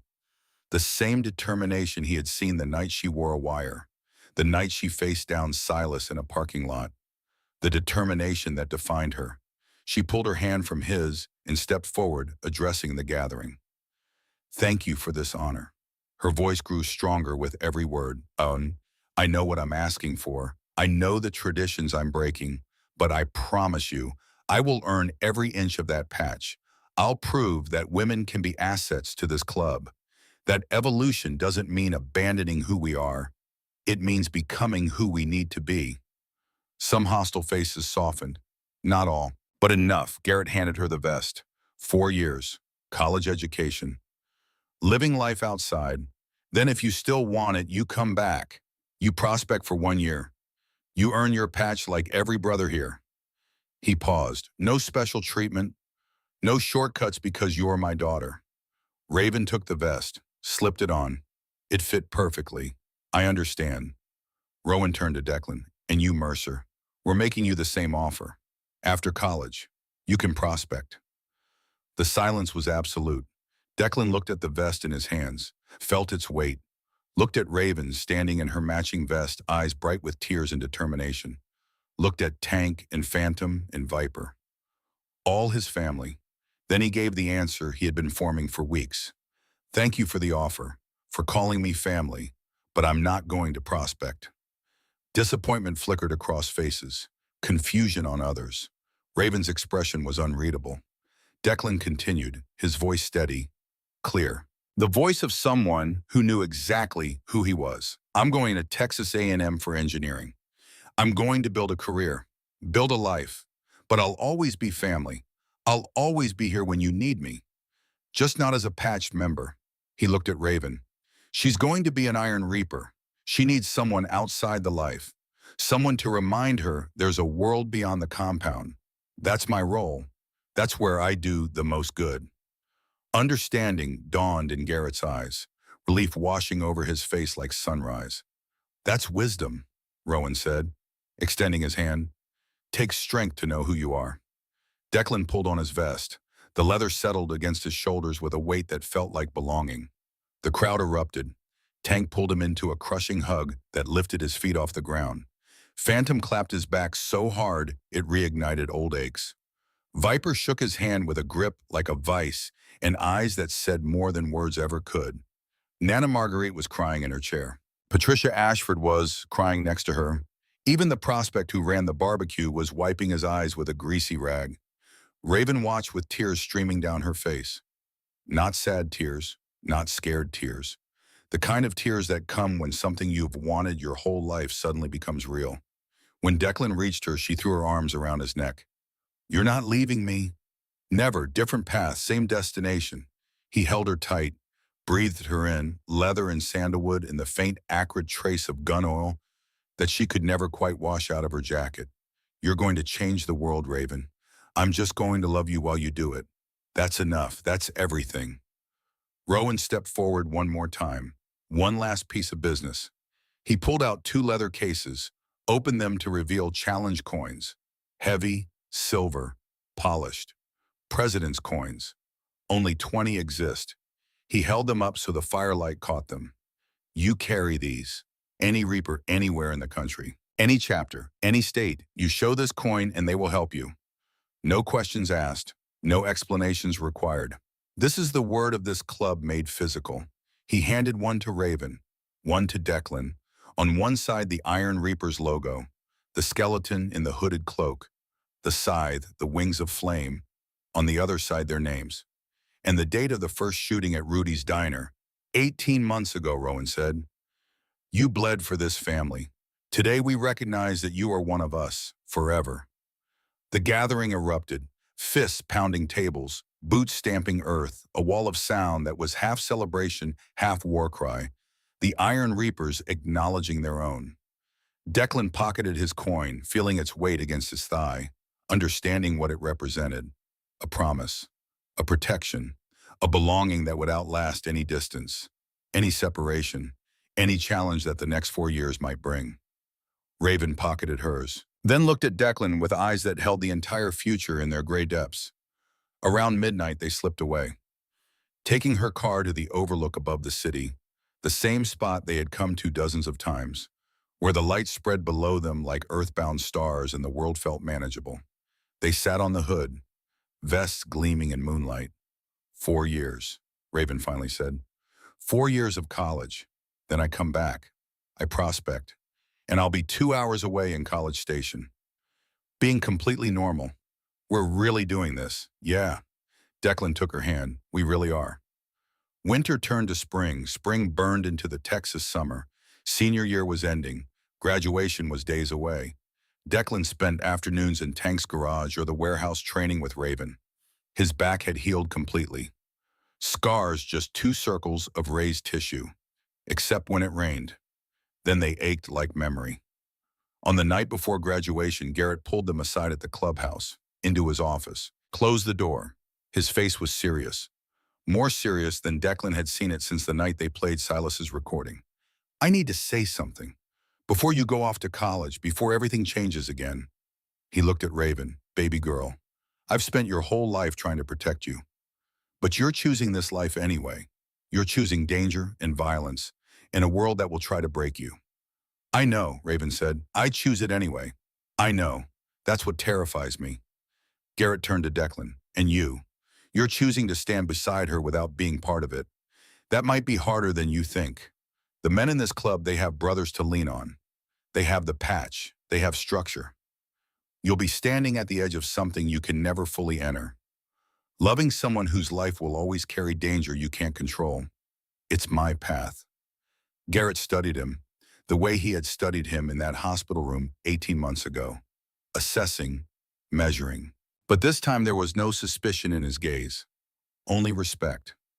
Your grandmother, Garrett said. She told me something last week. At the knitting circle.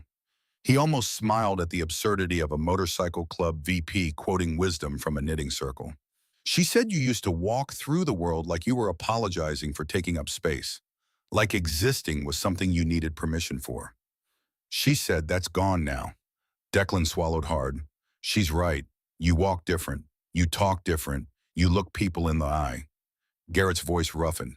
That's not because of the club. That's because of you. Because you decided to stop being invisible. The bullets forced the issue, but the choice was yours. He paused. Don't ever go back to being invisible. Not for safety, not for comfort, not for any reason. The world needs people who run toward danger. Don't let it turn you back into someone who hides. Then I'm asking one thing, one promise. What? Don't lose yourselves. This life consumes people, takes your humanity piece by piece. I've watched it happen to good men.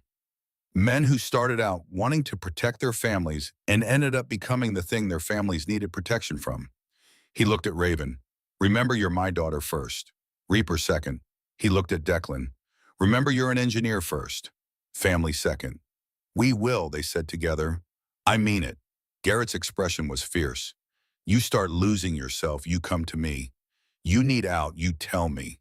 No judgment, just safety. He pulled them into a hug. Because I'd rather lose you to normal lives than to graves. They stood there, bound by bullets and blood and choices made in heartbeats. Three people who had found each other through violence and built something stronger than violence could break. A father who had failed one promise and was trying desperately to keep another. A daughter who had chosen her path with open eyes.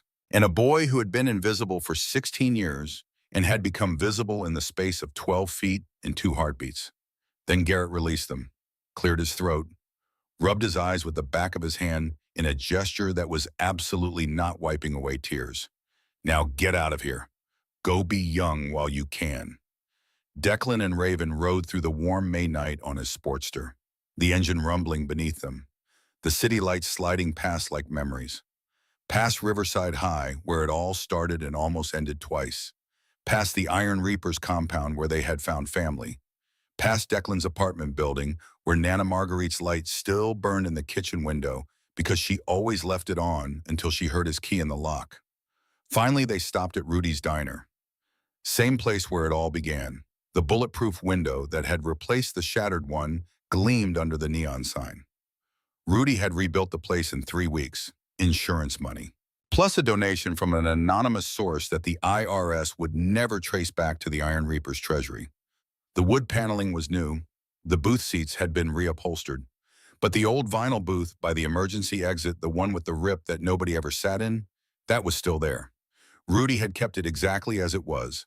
He told Declan once that he'd thought about fixing it, but decided against it. Said it was like a scar. You didn't erase scars, you wore them. They told your story.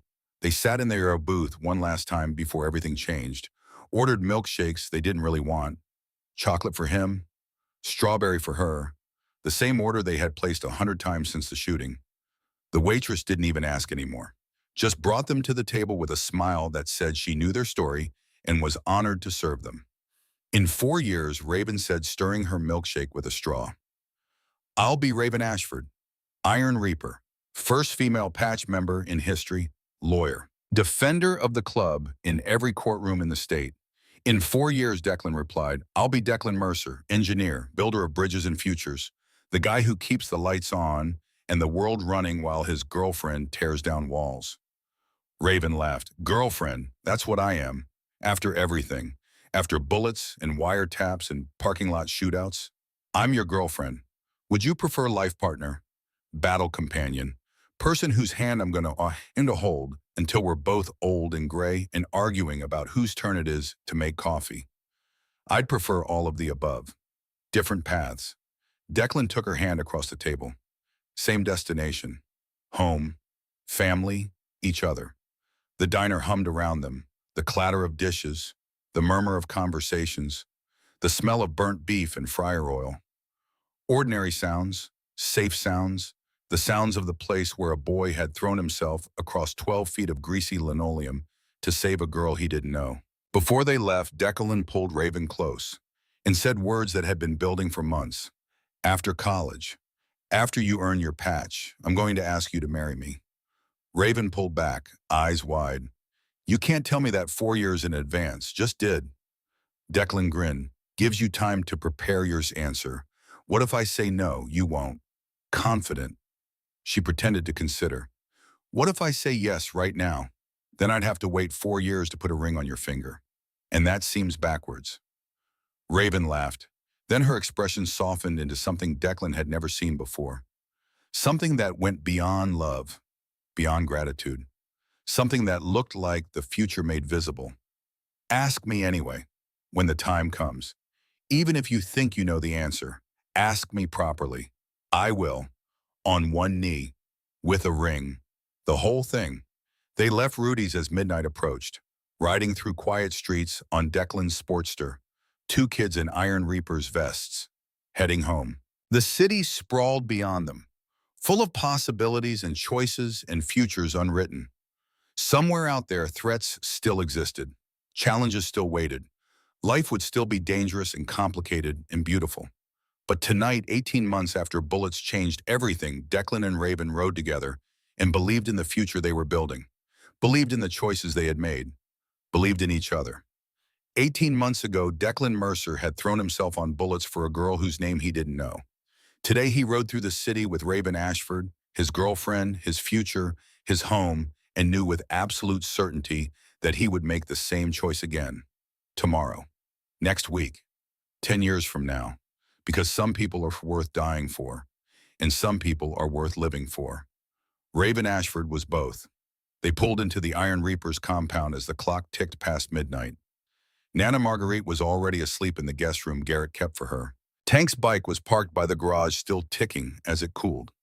Somewhere inside, Phantom was probably losing at cards. Viper was probably sharpening something. Rowan was probably sitting in his office staring at the empty chair where his son used to sit. Family, imperfect and scarred and held together by loyalty instead of blood. Raven took Declan's hand as they walked toward the building. Her vest gleamed under the compound lights. Her gray eyes caught the moonlight. Ready for tomorrow, she asked. Ready for everything, he said, and meant it.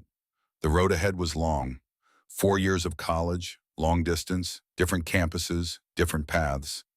Then Raven's prospect year. The fight to earn her patch against decades of tradition that said she couldn't. Then careers and marriage, and a life built at the intersection of 2 worlds. But that was tomorrow's story. Tonight's story ended here. 2 kids walking into a clubhouse that smelled like leather and motor oil and home. Surrounded by men and women who had chosen them as family. Carrying vests that meant protection and belonging and a promise that would outlast any bullet. 18 months after the shooting. 18 months after everything changed. And 4 years until everything changed again. The road ahead was long, but they would ride it together. Always together. That was enough. That was everything. That was home.